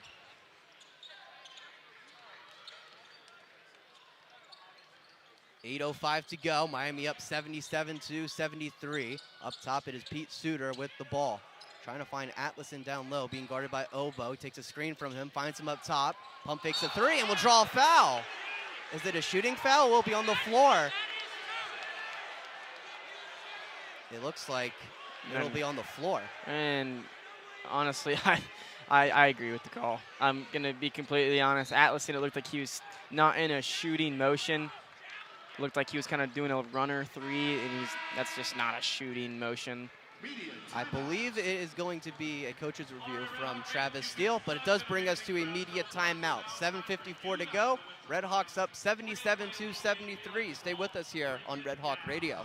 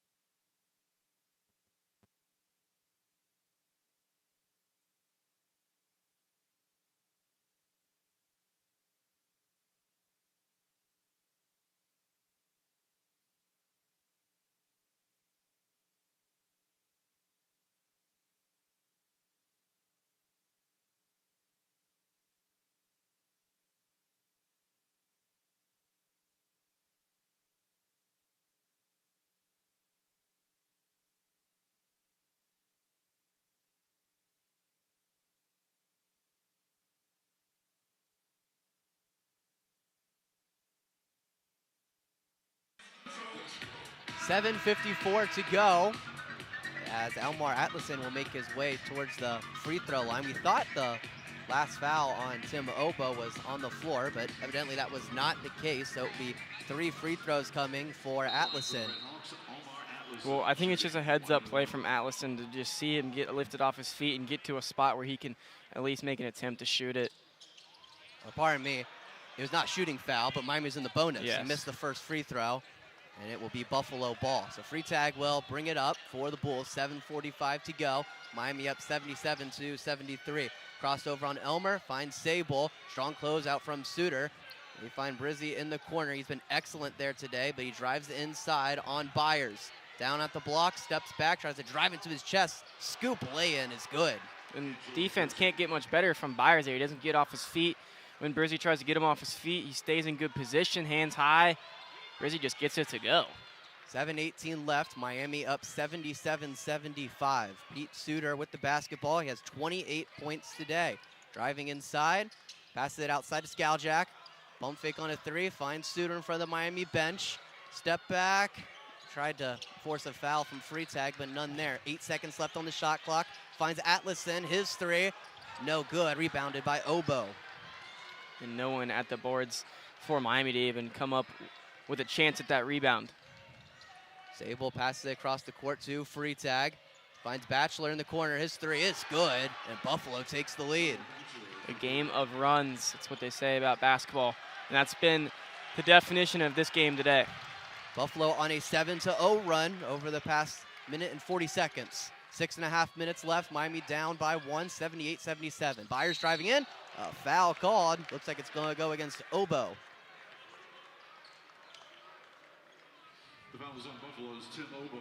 That's his 4th. That is his 4th and the 9th team foul for the Bulls. And that's just huge. Obo's been just a physical force down in the paint all game, and it's interesting to see what they're going to do with that now. He has 11 points today and 4 rebounds, a couple blocks as well. And it looks like they're just going to get smaller. Yeah, Tolson will come in, so it'll be a small ball lineup for George Halkovich and the rest of the Bulls. And that's a good sub because Woolfolk's not in the game right now. The biggest guy on the court for the RedHawks is Atlason. Free throw, no good for Byers. He has had a not great day from the charity stripe. 6:20 left. Miami down by 1. Free tag, finds Batchelor. His 3, no good, and rebounded by Miami. Bumps into Byers, but Skaljak will emerge with the basketball. And run point for Miami. Byers driving inside, right hand lay-in, no good, but a foul. It's not been Byers' best game by any means, but man, is he putting that effort all on the line right now. Struggling from the free throw line, 0 for 3, but he gets another trip. 7 points so far for Brant Byers. He has scored 15 or more points in 8 of his last 9 games. He makes the first. And the real story, if Buffalo is going to come away with this victory here today, it's going to be because of the free throw line. 12 for 13 as a team Buffalo. Miami just 6 for 12. Atlason will exit and Woolfolk will enter. And the next free throw is good for Byers. Looks like the biggest guy on the court right now is Noah Batchelor at 6'8". We'll see if Miami exploits that matchup. And they are on offense. 5:56 to go. Free tag with the ball at the far side wing, a whistle, and a foul on Luke Skaljak. Looks like the legs got tangled. It's always going to go in the offense's way. Going to have a baseline pass for Buffalo now. It's guarding Angelo Brizzi. 5 team fouls now for Miami, 10 for Buffalo. So Miami already in the double bonus. Pass up top to Batchelor. Gets it to free tag at the top of the key. Dribbling with his left hand, working on Woolfolk. Tries to find Sable in the corner, but it's tipped away by Suter. In the hands of these RedHawks, they're just all over the ball all day today, just interfering with all passes. Even those ones that just go out of bounds, that can do a lot and slow down an offense completely. So Buffalo will have to inbound the ball again. This one not quite in the corner, but right in front of their bench, the right side of it. And it's taken away. Another steal for Miami. It was Pete Suter stealing away the inbound pass. looking to increase their 1-point lead. 5:36 to go, up by 1, 79-78. Skaljack up top, finds Pete Suter. Top of the key, has been excellent today. Here's a three. No good, but rebounded by Woolfolk. He tries to pass it outside to Skaljack. It's tipped away by Brizzi, but Miami will retain possession.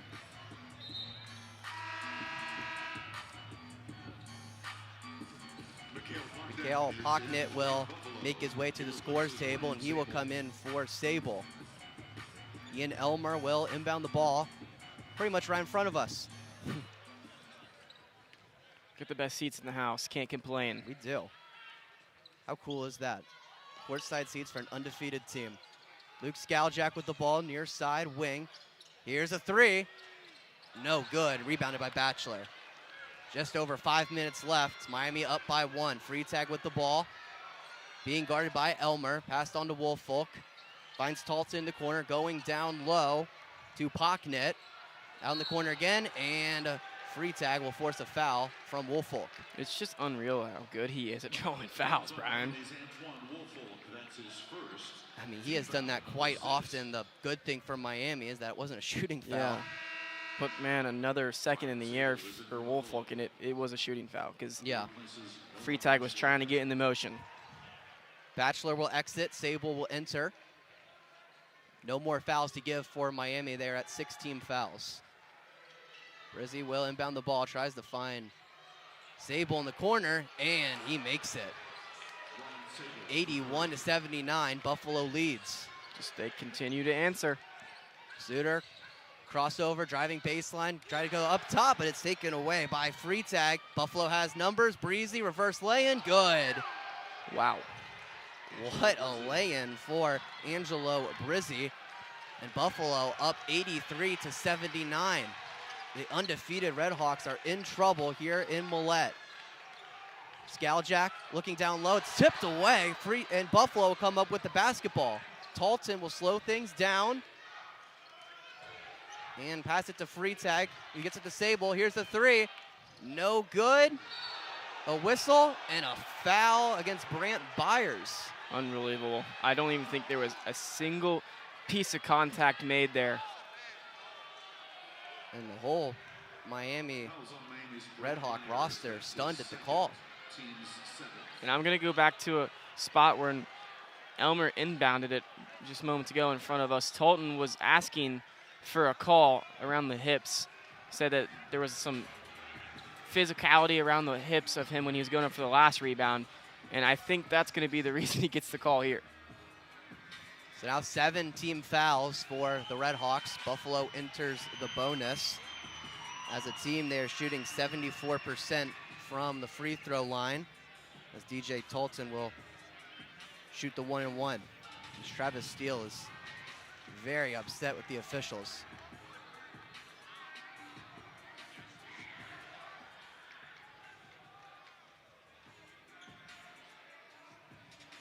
They're switching shooters. Oh. It was Talton at the free throw line, but Travis Steele was saying the foul was actually committed against Pocknett. I don't know. They're both around 60% from the free throw line, so it shouldn't make too much of a difference. First one good from Pocknett. Up to 3 points today. Buffalo up 84-79. 4 minutes and 15 seconds left in this ball game. Second one no good, rebounded by Suter. Got to have an answer here for the RedHawks. It is a 6-0 run for Buffalo over the past 2 minutes and a 13-2 run over the past 4:20 or so. Suter, pump fake from the block. It's good. And the foul. Talk about an answer. Who else other than Peter Suter? I mean, up to 30. That's exactly right. Who else would it be? 30 points for Pete Suter, 11 for 17 from the field, 2 for 2 from the charity stripe. I believe that's the first RedHawk this season to hit 30-point mark. I think Byers has been close a few times. Free throw good from Suter. He's up to 31. Yeah, I believe 27 is the high mark for a RedHawk this season. Kirby will enter, and Byers will exit. with 4:03 to go. Next stop will be a media timeout as Talton will enter and Pocknet will exit for the Bulls. Now, talking about highs on the season, I mean, there's 7 guys or so on this team that can hit the 30-point mark. Just spread the ball and share it so much. Talton dribbling at the top of the key, now at the wing, goes across the court too. And a drive inside, blocked by Woolfolk. Skaljak comes up with the basketball, gets it to Kirby. He gets it to Suter, he's looking to drive inside, and a block. Foul is called against Derek Talton. Pete Suter will make his way to the free throw line, but first, our last media timeout here from Millett. 3:45 to go, Miami down 84-82. Don't go anywhere. Very, very exciting finish coming up.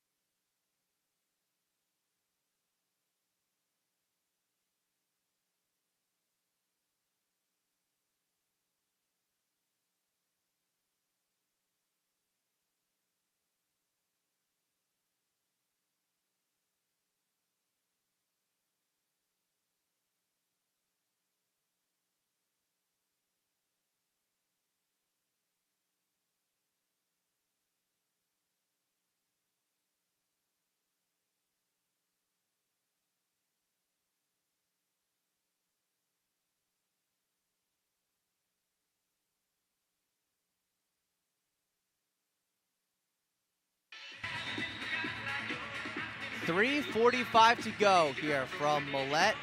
Miami down 84-82 to the Buffalo Bulls. Miami RedHawks, one of just 3 undefeated teams left in the country. Other 2 in action later on today. The Arizona Wildcats at UCF and the Nebraska Cornhuskers at Northwestern. But as for now, the Miami RedHawks in quite the battle with the Buffalo Bulls. 2 free throws coming up for Pete Suter. Last foul was against DJ Talton. That was his 4th, and the first free throw no good from Pete. Just astonishing how bad they've been at the free throw line tonight. 8 for 15 today. Well below their season average of just under 80%. They're the 4th best team in the country in free throw percentage coming into the game. Second free throw good from Suter. RedHawks down 84-83. Free tag leading the charge for the Bulls. 3:35 to go. Looking down low, Breezy with the basketball, takes a screen from Obo, finds Sable on the bounce pass, back to Breezy at the top of the key, pump fakes a 3, driving inside on Skaljak from the block, lay-in, no good, tipped around, Miami comes up with the ball. And Luke Skaljak will slow things down with 3:12 to go. The Millett crowd voicing their support for their Hawks.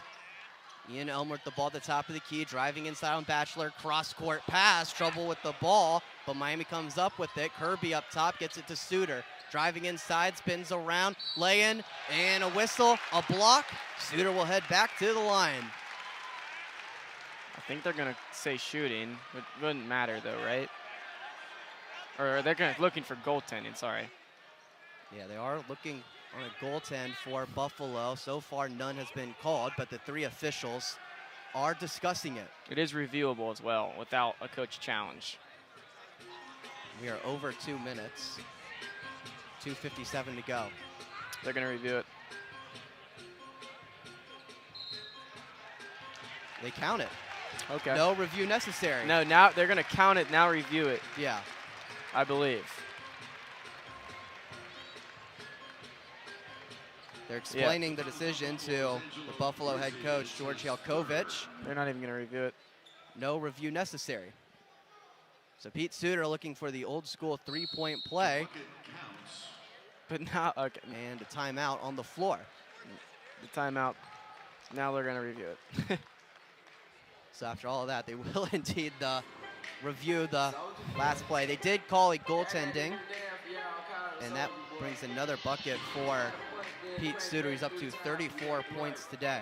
Now, it's huge that they called it initially goaltending now, because it's going to be harder for them to overturn. Right. If you're looking for it to be switched to a goaltending call, then it has to be definite, exclusive evidence that that is goaltending. Now it has to be the other way around, that it's not goaltending. So Miami's favorite right now, it's looking like they could get this one to go unless it's definitely not goaltending.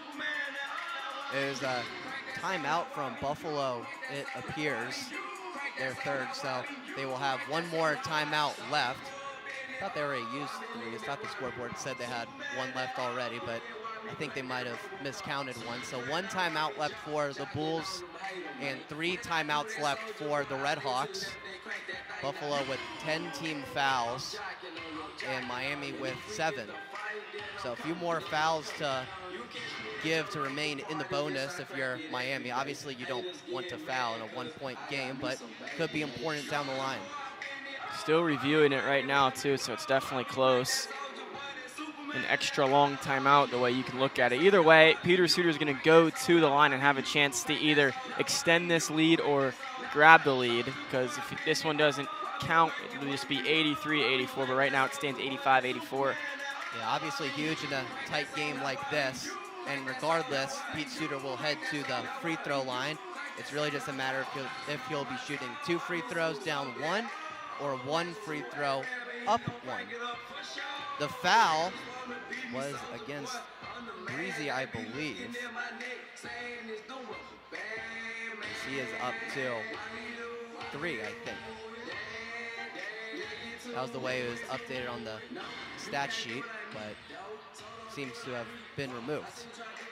2:57 to go. Miami up 85-84.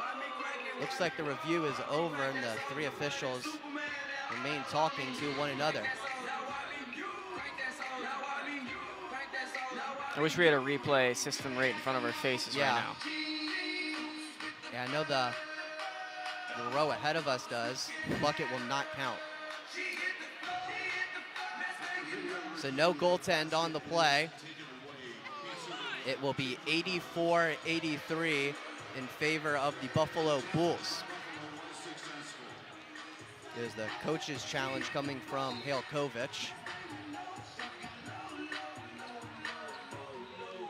And the challenge was successful. So 2 free throws coming for Suter. He has been outstanding today. Season high 32 points, 11 for 17 from the field, 6 for 8 on 3-point attempts, and 4 for 5 on free throws. Also has played 33 minutes. I mean, just ridiculous. Some big ones here for Suter.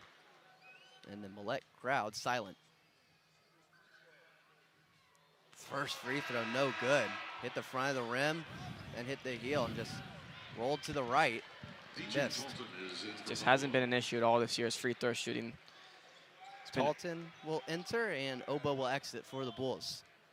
Yeah, Miami 9 for 17 on free throws, just under 53%. And the second one, no good. A tie-up, and wow, they called a foul. A foul on Miami. Thought for sure that'd be a jump ball. That's his third. Team's eighth. Foul goes against Ian Elmer. That is his third. There has been some interesting calls. Byers will make his way to the scores table, as will Obo. Obo will come in for Talton, and Byers will come in for Kirby. So 1-1 coming up for Noah Batchelor, shooting 69% this season from the line, 9 for 13. Batchelor, another experienced player, played his first 2 seasons at Maryland. First free throw is good, and Buffalo extends their lead to 2. Miami this season, Gavin, has been excellent in close games, obviously maintaining their undefeated record, but they have shot the ball extraordinarily well in situations like this, as the free throw is no good. Less than 5 minutes, shooting, I believe, 60% from the field in games with less than 5 minutes and a 5-point deficit or less. Suter driving in, laying no good. And Buffalo will come up with the ball. Strong play for Batchelor. He will get it to Freitag, who crosses midcourt. 2.5 minutes to go. Buffalo going to slow it down like expected here.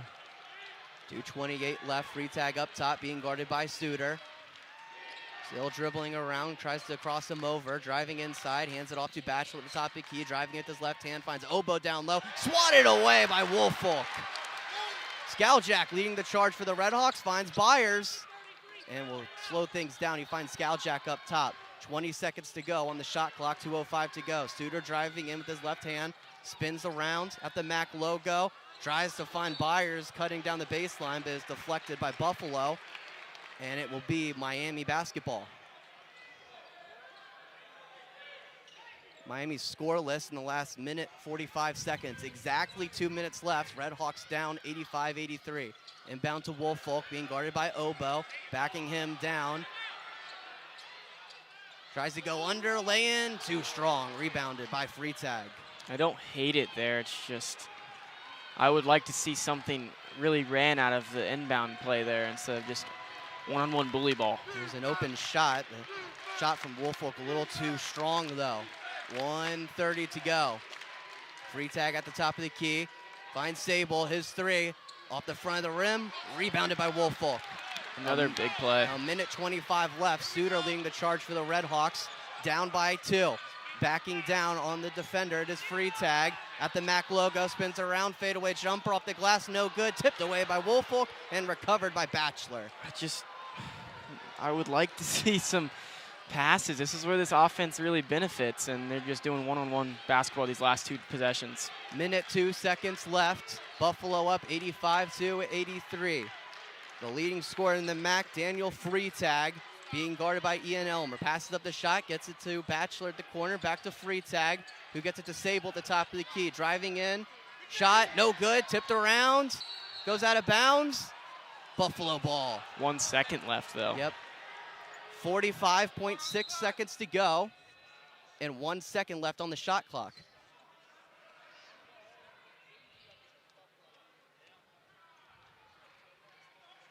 RedHawks down 85-83. Now what? It's another delay on the floor. They are reviewing the time when the ball went out of bounds. Obviously, a situation like this, It's important. every second counts, and especially with the shot clock being at 1 second, matters in that sense too. So in a game with 2 excellent offenses that have been on display for the majority of this game, the past 2 or 3 minutes, that really has not been the case. Buffalo has been scoreless the past 2 minutes and 10 seconds, has made just 1 out of their last 7 field goal attempts, and for Miami, it's the same deal, 1 for the last 7, but they've been held scoreless the past 3 minutes. Yeah, and the reason Buffalo has this 2-point lead right now is they're 14 for 17 from the free throw line. Daniel Freitag 11 for 11 himself, and this Miami team who came into the game 4th in the country in free throw percentage, 9 for 18, just 50% from the free throw line. Yes, a lot of missed opportunities for the RedHawks at the charity stripe. Certainly not a strong showing for them, but they still have a chance to escape out of here with a win. Miami has won 25 straight games here in Millett. Their last loss was the home opener last year against Wright State.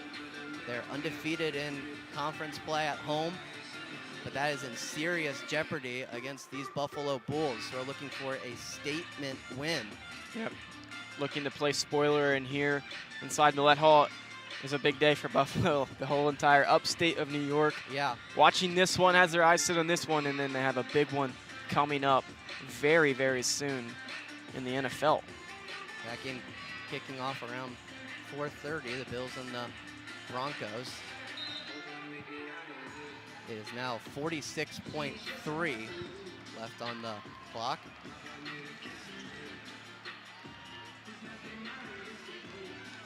And the shot clock will remain at 1 second, it appears. And RedHawks are going to call a timeout. Timeout Miami. Gets you a good look at what Buffalo wants to run. Gavin with 1 second on the shot clock if you're the Bulls. Kind of very limited options here. I mean, as far as running your you got inbounds to deny the ball from Freitag and Sable. That's the two guys that are, and Brizzy as well in the corner has been brilliant from the three-point line today. He has just been automatic 4 for 4. Just ridiculous video game numbers from him. So those three cannot have the ball. They just simply can't. And if one of those three has the ball, you have to be in their face. Nothing easy, but you can't foul either. You've seen a couple of times where they fouled on jump shots today, and it's really hurt them.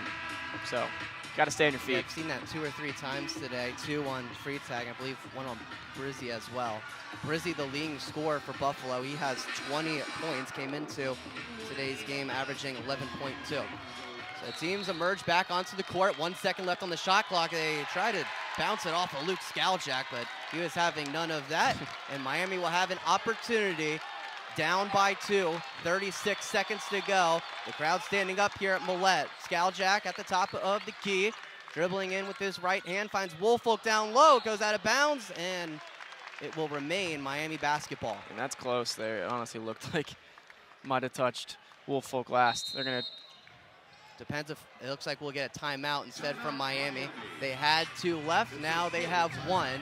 Buffalo with 1 timeout left as well. 29.1 seconds left, 14 seconds left on the shot clock. It'll be a 30-second timeout for the RedHawks.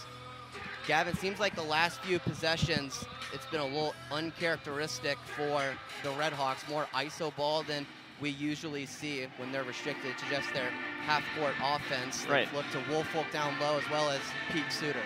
I mean, I don't have the exact percentage, but there has to be something to where it's like more than 3 people are touching the ball every offensive possession than 1.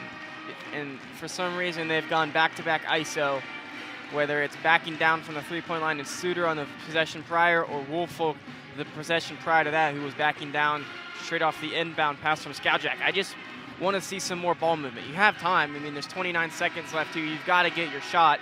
14 seconds on the shot clock. There should be good passes being led here. You don't need a three-pointer either. You certainly do not, and there's no opportunity for a 2-and-1 here, assuming you get a make here. If Buffalo gets the ball back, they'll have no time left on the shot clock. It would be expired. And Allison has entered the game as well. Atlason will come in for Woolfolk. So it is Skaljak, Suter, Atlason, Byers, and Elmer out for the RedHawks. Skaljak will inbound the ball, being guarded by Freitag. 29.1 to go. Atlason from the corner. It's a 3. It's no good. And picked up by Freitag, and he gets fouled. And that is the last guy you want to foul if you're Miami. I don't like it. I get it. It happened quick, so you don't lose a ton of time, but, man, just not it. A guy coming straight off the bench, too. Atlason 1 for 5 on threes today. Came into today's game shooting 43%. 8th best in the MAC. 2 free throws coming up for Freitag. He drills the first. Now a 3-point deficit for Miami with 23.5 seconds to go. Daniel Freitag looking to make it a 2-possession game. as Atlason will exit and Woolfolk will enter again for Miami. All the Buffalo defenders are back. Freitag misses it. So Miami will have an opportunity to tie up the game. No shot clock, 16 seconds left. Skaljak with the ball, finds Byers, tries a three, he gets fouled. Oh my, the last thing you could do there if you're Buffalo. He drew the foul off of Tim Obo. That is his 5th. And I don't want to get ahead of myself. Byers has to knock down these first 3. But if this game gets extended to overtime and you don't have your big man in Obo, just an absolute tragedy if you're Buffalo. Just a very, very tough foul there for Tim Obo and a very heads-up play for Brant Byers. Obo just didn't need to get that much in the space. He crowded the area way too much. Byers is like, I'm going to go up with it. I'm either going to make this or get fouled, and he gets fouled, and now a trip to the free throw line. But Byers, just a huge struggle from the three-point line, 2 for 5 today. A quick review from the officials. It was indeed a three-pointer from Brant Byers. Obo will exit, and McKenna will enter for Buffalo. Byers came into today's game an 80% free throw shooter, but so far today, just 2 for 5. But a chance to redeem himself and tie up this game. He makes the first. 2 more to go. I mean, this is just where stars are made. It can be from the free throw line even at times, and huge, huge opportunity. Second one. No good, in and out. Took a roll around the rim. It was halfway down. 1 more free throw left for Brant Byers. Still try to make this one. Yep. And it's good. So just a 1-point deficit for Miami, down 86-85. Justin Kirby will enter the game for Byers, and Luke Skaljak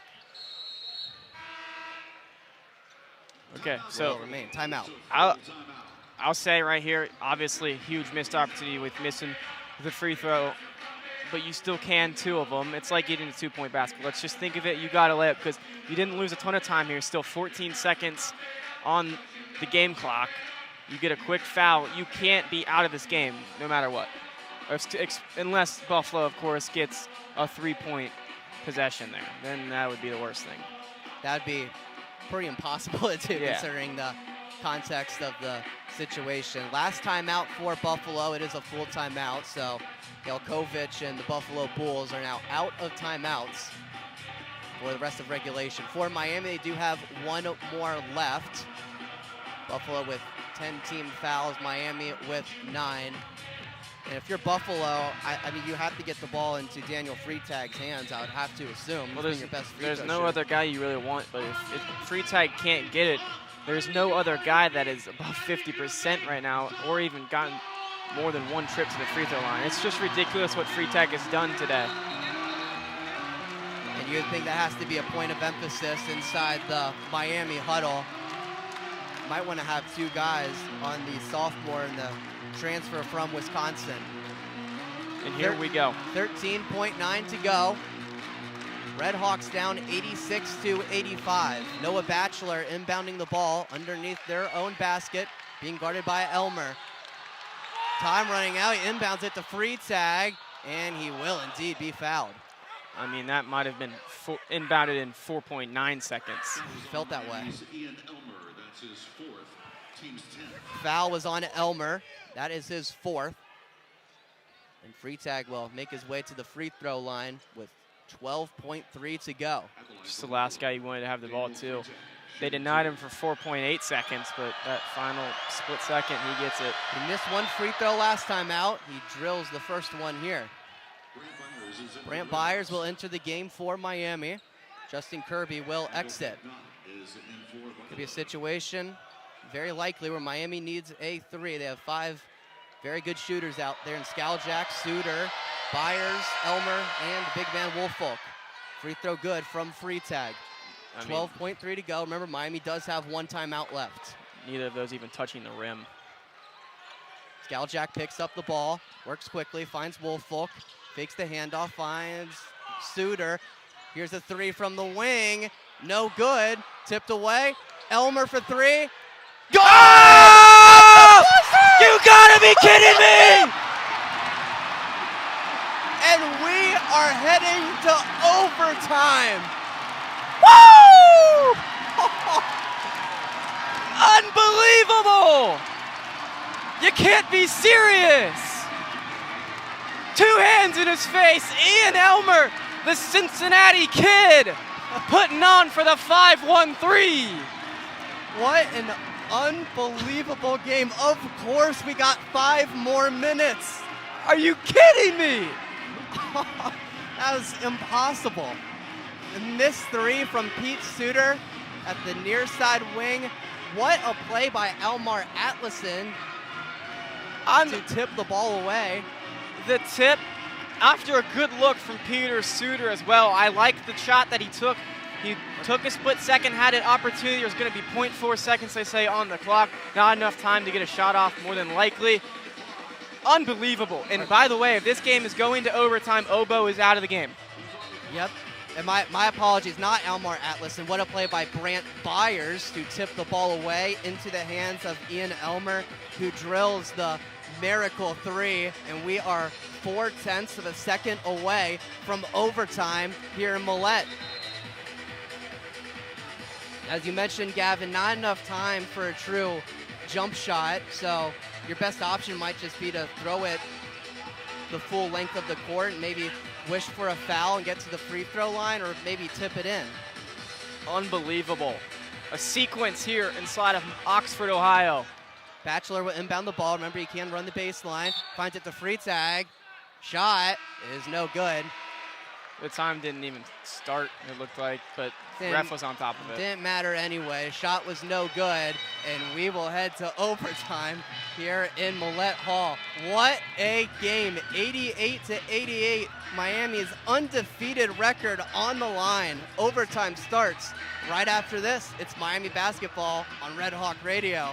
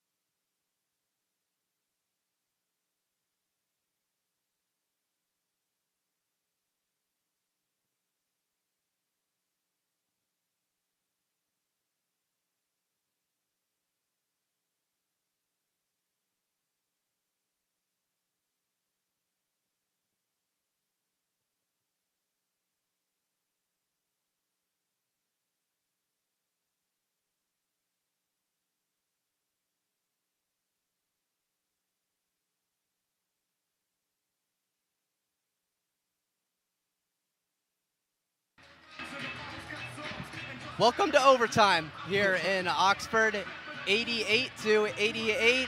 A last-second 3 from Ian Elmer brought us to this point. Gavin, this has been absolutely phenomenal, hasn't it? Just unbelievable. This guy, Ian Elmer, with just seconds left on the clock, said, pressure, what pressure? I'm going to take a shot. Big moment for the junior out of Cincinnati, Ohio, played basketball just down the road at Taft High School. Unreal moment.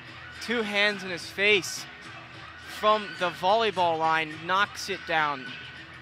Just absolute stones from the young man. Miami does have an overtime game this season at UNC Asheville. They won that game at 92-87, outscored Asheville 6-3 in the extra period. They're looking for yet another victory, looking to start off 19-0. It would tie the best start to a season in MAC history. And if there is a guy that you're thinking about who can take over this overtime, it's got to be Antoine Woolfolk. Obo out for the rest of the game, so the biggest guy Buffalo's going to have on the court to start out is Batchelor, who stands at 6'8". Antoine Woolfolk, a much more physical 6'9". Those two will meet at the red block M in midcourt.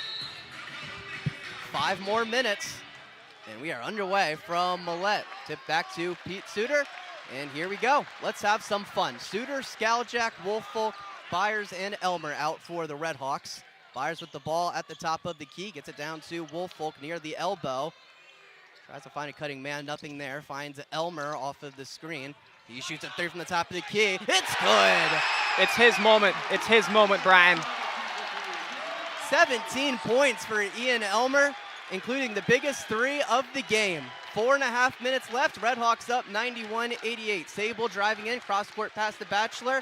They find Brizzy working around the arc, driving in on Skaljack. Tipped away by Elmer. Loose ball, and Skaljack was out of bounds. That would have been a phenomenal play from the sophomore Skaljack if he kept it in. Was oh so close to doing it, but instead Buffalo will have another chance to dig into the three-point deficit. Well, it's going to be something that didn't go in his favor, but Luke Skaljack on the floor on the baseline there, holding the ball for just a split second, was trying to get a timeout off. If he could have gotten that off, it would have been Miami basketball. Pocknet out, Talton in for the Bulls. Close to a 5-second call. A full court pass down to DJ Talton. 6 seconds left on the shot clock. Talton driving in, step back, tries to get Woolfolk jumping. Shot is good anyway. Very nearly a travel called as well. Could certainly make the argument. Yeah, it looked like his pivot foot did slip a little bit, but no call there. Just a bucket for Talton. 1 minute into the extra period. RedHawks up 91-90. Skaljack at the top of the key, spins around, finds Woolfolk. Takes a dribble, fakes the handoff to Byers, working on Bachelor. Down at the block, Woolfolk pump fakes. Baby hook, no good, and rebounded by the senior Bachelor. And you just got to go back to it, though. Talton with the ball at the top of the key, about 3.5 minutes left in overtime. Finds Brizzy, pump fakes a three, drives inside, right-hand lane, good on Woolfolk, and Buffalo takes a 92-91 lead. A good take there from Brizzy. He's been a star all night, now up to 22. Elmer with the ball, being guarded by Brizzy, finds Woolfolk, who fakes the handoff to Suter, instead dishes it to Skaljack, looking to drive in with his right hand, switches back, nice move on the baseline, lay in, good. And Miami takes the lead, 93-92. Skaljack working on a double-double right now. He's got 14 and 9 assists. Brizzy with the ball, fakes a three, now takes it. No good, rebound, Antoine Woolfolk. A double-double for him, has 10 boards and 12 points. 2:40 left, Millett ready to explode. A whistle and a foul called on Luke Skaljack against DJ Talton. And that is his fifth, so now two Bulls have fouled out of this game. Two Bulls fouled out. Talton, the sixth man off the bench, and then the starter, the center, Bobo, who exited the game, seconds before the end of the second. And this is a Buffalo team that doesn't go too deep in the rotation, Gavin. They usually only go 8 deep. That was the case again today. Yep. And with two guys fouled out, I mean, it really limits your options, obviously. They go 8 deep, but really only play a serious 6 players the entire game. The other 2 players, Pocknet played some of the most minutes he's played all season with 12, and McKenna with 8 minutes today. The other guys all up with 25 or more. Luke Skaljack will head to the free throw line. He is 1 for 1 from the charity stripe today, has 14 points total. Ezra McKenna will enter the game for Talton.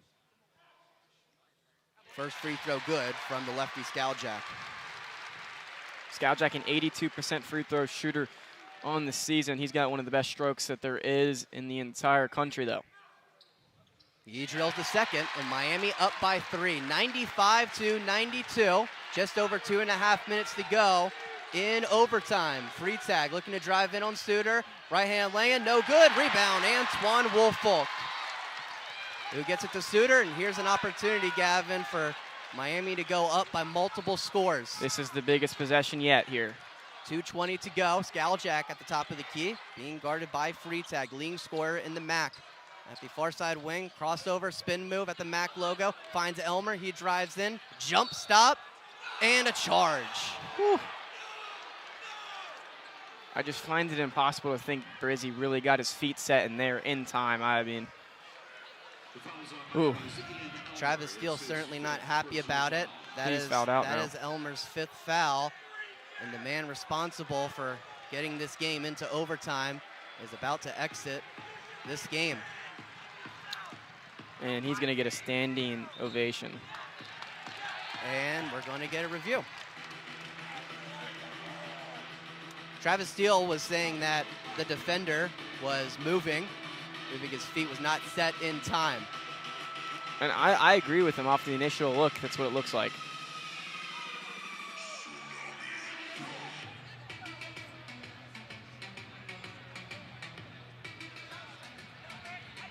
So with 2:09 to go in the extra period, the officials will take a look at the last possession, see if we indeed have a charge called against Ian Elmer. Obviously, huge magnitude here, regardless of foul trouble, but Ian Elmer, his life in this game is in jeopardy. Yep. Huge review here. Refs go into the Miami huddle, but Kirby looking like he might check in, I'm not sure. It looked that way. Okay, yep. It's definitely not going to go in my favor with the way Steele is talking. He's got to calm down here. Cannot get a technical. Travis Steele definitely giving an earful to the official. And it looks like Justin Kirby will indeed check in for the junior Ian Elmer. But, you know, Justin Kirby checks in the game. It's like, oh, we got another guy here that'll come in and do just amazing work as well. So it's just the depth of this team is a huge reason why they're in this position. Batchelor will roll the ball out to Freitag. 2:07 to go in overtime. Miami up 95-92. Freitag picked up his dribble, goes across the arc to Sable, and back to Freitag. Pump fakes a three, driving inside, left-handed lay-in is no good. In and out, and rebounded by Pete Suter. Dribbles up the floor very, very quickly, trying to go coast to coast. Finds Byers in the corner, throws it up, keeps it in. Woolfolk finds Byers, baseline, lay-in, good! Incredible! Grant Byers! Byers to Woolfolk, back to Byers, lay-in, and a potential and one. Wow! What a play! Whew. Batchelor gets there on time, too. Just amazing effort to get back there on time because Byers looked like he was just going to slam it home. He went up for the dunk, adjusted midair, and gets it to drop off the lay and one. It's Batchelor's second foul. The free throw is good from Brant Byers. 1:43 to go. Miami up 98-92. The RedHawk bench demanding everyone Millett stand up, and they oblige. Brizzy driving in, spins around, lay-in, no good, but a foul. Everyone getting involved. President Crawford racing right in front of us. He's as into it as anybody. He's always into the games, but he might bring as much energy as Travis Steele does. Saying a lot. Foul is against, I'm not sure who it's against right now. It's against Antoine Woolfolk. That is his second. The first free throw from Brizzy is good. No real RedHawks in danger at being fouled out now other than Ian Elmer, who's already fouled out. The next guy in line would be Peter Suter with 3. Justin Kirby will exit the game for Miami, and Elmar Atlason will enter. It is Skaljak, Byers, Atlason, Woolfolk, and Suter out for Miami. Second free throw good. RedHawks up 98-94, 1:35 to go. Trouble inbounding the ball. They eventually get it to Suter, being guarded closely by Brizzy. They have 5 seconds to cross half court. Spins around, nothing called. Brizzy fell down. In a very chaotic sequence there. It was a bumpy ride, but Miami was able to cross midcourt. And RedHawks are slowing it down here. No reason to go quick. 10 seconds left on the shot clock. Skaljak with the ball at the top of the key, being guarded by Brizzy. Crossover, spin move, step back, shot, no good. Rebounded by Batchelor, who gets it to Freitag. 1 minute to go here in overtime. Sable with the ball. Picked up his dribble, has to find man, finds Freitag, being guarded by Suter. Crossover, Sable across the arc, dribbles in, shot mid-range, good. Good find there from Sable. They pull it in within 2. This game nowhere near over. 45 seconds left. Skaljak will cross half court, and Miami will call a timeout. Each squad with one more timeout. 43 and a half seconds to go. Miami will inbound the ball in front of their own bench, up by 2, 98-96. Gavin, who are some of the guys you'd potentially look for here? Well, it's got to start with Peter Suter or Luke Skowczyk. Those two have been so good with the ball all night. Suter has now touched 40 minutes, Skowczyk right behind him with 38. I'd like the offense to run through them, and then if you want to look inside the paint, maybe get some contact inside there with the mismatch of Woolfolk on Bachelor. I like that, but you can also look at a guy like Ulmer Atlason or Grant Byers for some big shots here. I mean, with the way Miami shoots the ball, you have plenty of options. It's hard because it's not like with this Buffalo team, you're like, you want to get it to free tag. You want free tag to have the ball and see what he can do with it, whether it's make the right pass, make the right decision, or just get to the free throw line like he's done so all day. But with the RedHawks, it's like we have 5 options here. If you're going to deny one of the guys the ball, we'll just give it to the other. And that's why right now they stand at 18-0. Everyone, Millett is remaining standing up. 43.5 seconds to go. RedHawks up 98-96. It'll be Suter inbounding the ball with a stack formation. They get it to Skowczyk with 40 seconds to go. Buffalo is going to play this through, down by 2. Suter with the ball, driving inside. Lay-in is good. What a quick first step there from Peter Suter. A whistle on the floor. I'm not sure if it's a timeout for Buffalo or if it's something else. Looks like they're heading to the monitor. Not sure what for. I would guess to review time. It's the only thing I could think of. Yeah, but I don't know how much time could even ran off. The score is 100-96 in favor of the Miami RedHawks. And Gavin, they matched their total from last game. A little bit of a different vibe than today. A 100-61 win over Central Michigan. The last time they scored 100 or more points in a MAC game was January 5th, 2002. And now they've done it in back-to-back games. Yeah, and on the Buffalo end, you talk about how they found their way in this game and in this position. It's been the guard play. We talked about it at the start of this game. The way that Buffalo has a real chance in the matchup that they have is guard play. Not saying Miami doesn't have good guard play at all, but with the loss of Evan Ipsar, this is a game where you're really going to see it, and you've seen bits and pieces of it. And Daniel Freitag, the best player in the MAC arguably, has shown exactly why he gets that. 35 seconds left. Freitag has the ball. He has to work quickly. Bulls down 196. Finds Sable. Here's the 3 from the wing. It's good. Right, we needed him the most. They find the junior Ryan Sable. It's a 1-point game. Ball inbound in the corner, and a foul called. It'll be Luke Skowczyk heading to the free throw line. Well, and that's who you want if you're a Red Hawk fan right now, is Luke Skowczyk at the line. He's 2 for 2 from the free throw line today, a really consistent free throw shooter. 3 for 3. And everyone else today has struggled from the free throw line, so why not? Came into today's game shooting 75% from the free throw line. 27 seconds left exactly. 100-99, Miami leads. First free throw is good from Skowczyk. And much like the second half ended, Gavin, the team will have an opportunity down 3 to tie up the game. Yep. Last time it was Miami, this time it will be Buffalo. Talk about that guard play some more with Buffalo. They've all reached 20 points. All 3 starters at the guard position. Brizzy with 24, Sable with 20, and Freitag with 22. Just unbelievable numbers. They've all stepped up to the occasion. Atlason will exit. Kirby will come in for Miami. Pocknet will exit, and McKenna will come in for Buffalo. Second free throw, good from Skowczyk. A 3-point lead for the Miami RedHawks. 102-99. Can they get one more stop? Freitag with the ball, dribbling up the court, driving inside, jump stop, couple pump fakes, pass it out. A 3 for McKenna. It's good. And we're tied up once again. 102-102. McKenna hadn't knocked down a 3 at all today, but he's that best 3-point shooter percentage-wise in all of the Mid-American Conference. What a stroke by him, and what a moment. McKenna came into today's game shooting 47.4%, 18 for 38 total on 3-point attempts. The best in the MAC, but I don't want to say it's a good thing, Gavin, but they did score quickly, so you will have an opportunity to win this game if you're Miami.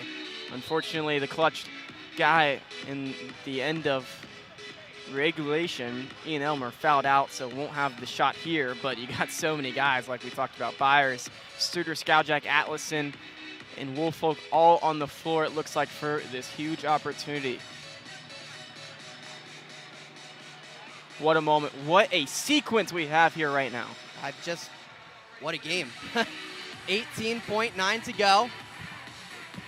102 to 102. Atlason will inbound the ball underneath the Buffalo basket. It is him, Suter, Skowjak, Byers, and Woolfolk out for the RedHawks. 18.9 to go. Miami looking to maintain their undefeated start to the season and tie the best start to a season in MAC history. 10 seconds left. Skowjak with the ball, being guarded by Freitag. Tries to find Suter, 5 seconds left. Has to work quickly. Crossover, 3 from the wing. Good! Pete Suter, 1.5 to go. Buffalo has to respond. Half-court shot from Brizzy. No good!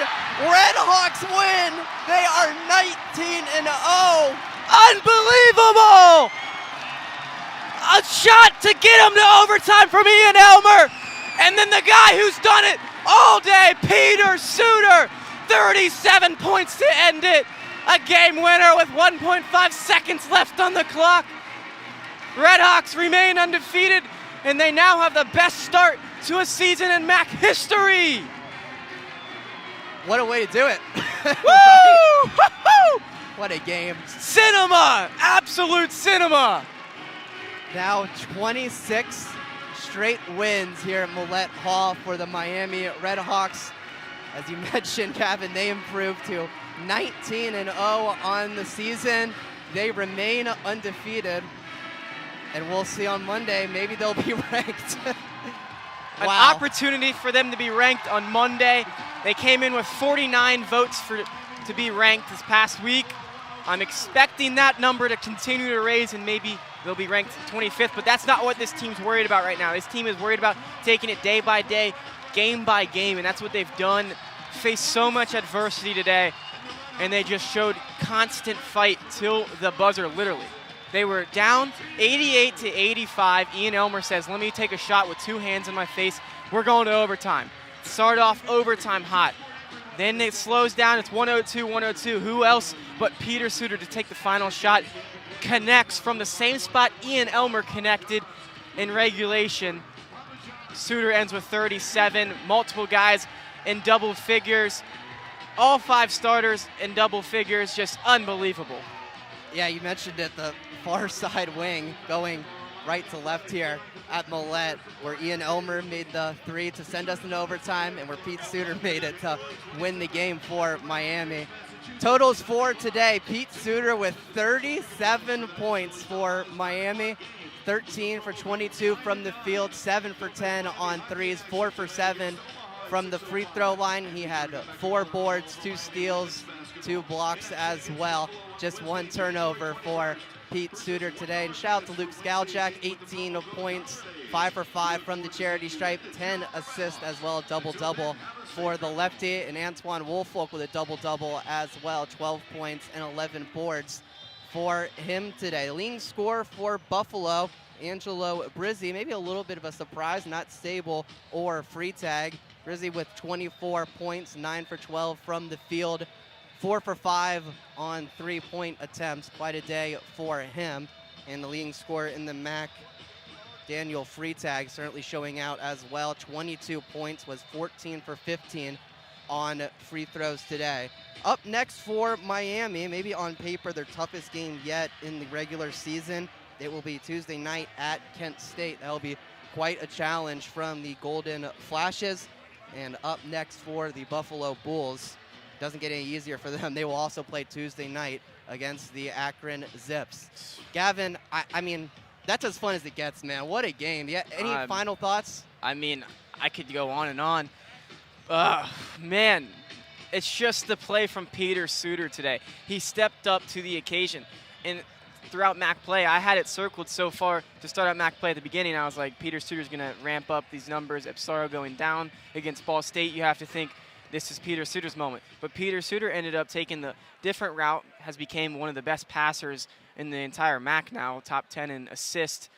in that category and has really ran the point very well alongside Luke Skowjak. But tonight, it was just buckets after buckets from Peter Suter. Ended with 37. We've seen him drop 42 before.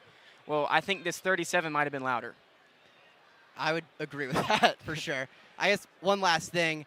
We'll see if Miami's ranked on Monday. It's not the biggest deal in the world. Obviously, if you ask the team, they're going to be focused on Kent State, the next game ahead of them. But just for the program and honestly for the university, it would just be such a huge deal for this team to be ranked in the AP top 25. Absolutely. They haven't been ranked since February in 1999. That ended up being a pretty good season for Miami. Wally Zerbiak and company taking him to the Sweet 16 that year. He's been a huge push for getting this team ranked. Scott Van Pelt even saying that this team should be ranked. John Rothstein, a big basketball guy on CBS as well, alongside Wally Zerbiak, has pushed for this team to be ranked. John Fanta, I mean, I could go on and on. So many big names in college basketball pushing for this team to be ranked, but I think we've got a little bit of a press conference to get to. Yeah, what do you think? Yeah, we do. We will hit that up, and we will sign off here from Millett Hall, from Gavin Stark. This is Bryan Miller. Thank you so much for spending your Saturday afternoon with us. This was quite the game. Miami winning this one 105-102. They stay undefeated. Hope you all have a great evening. Hockey at 6:05 tonight. Stay tuned for that one.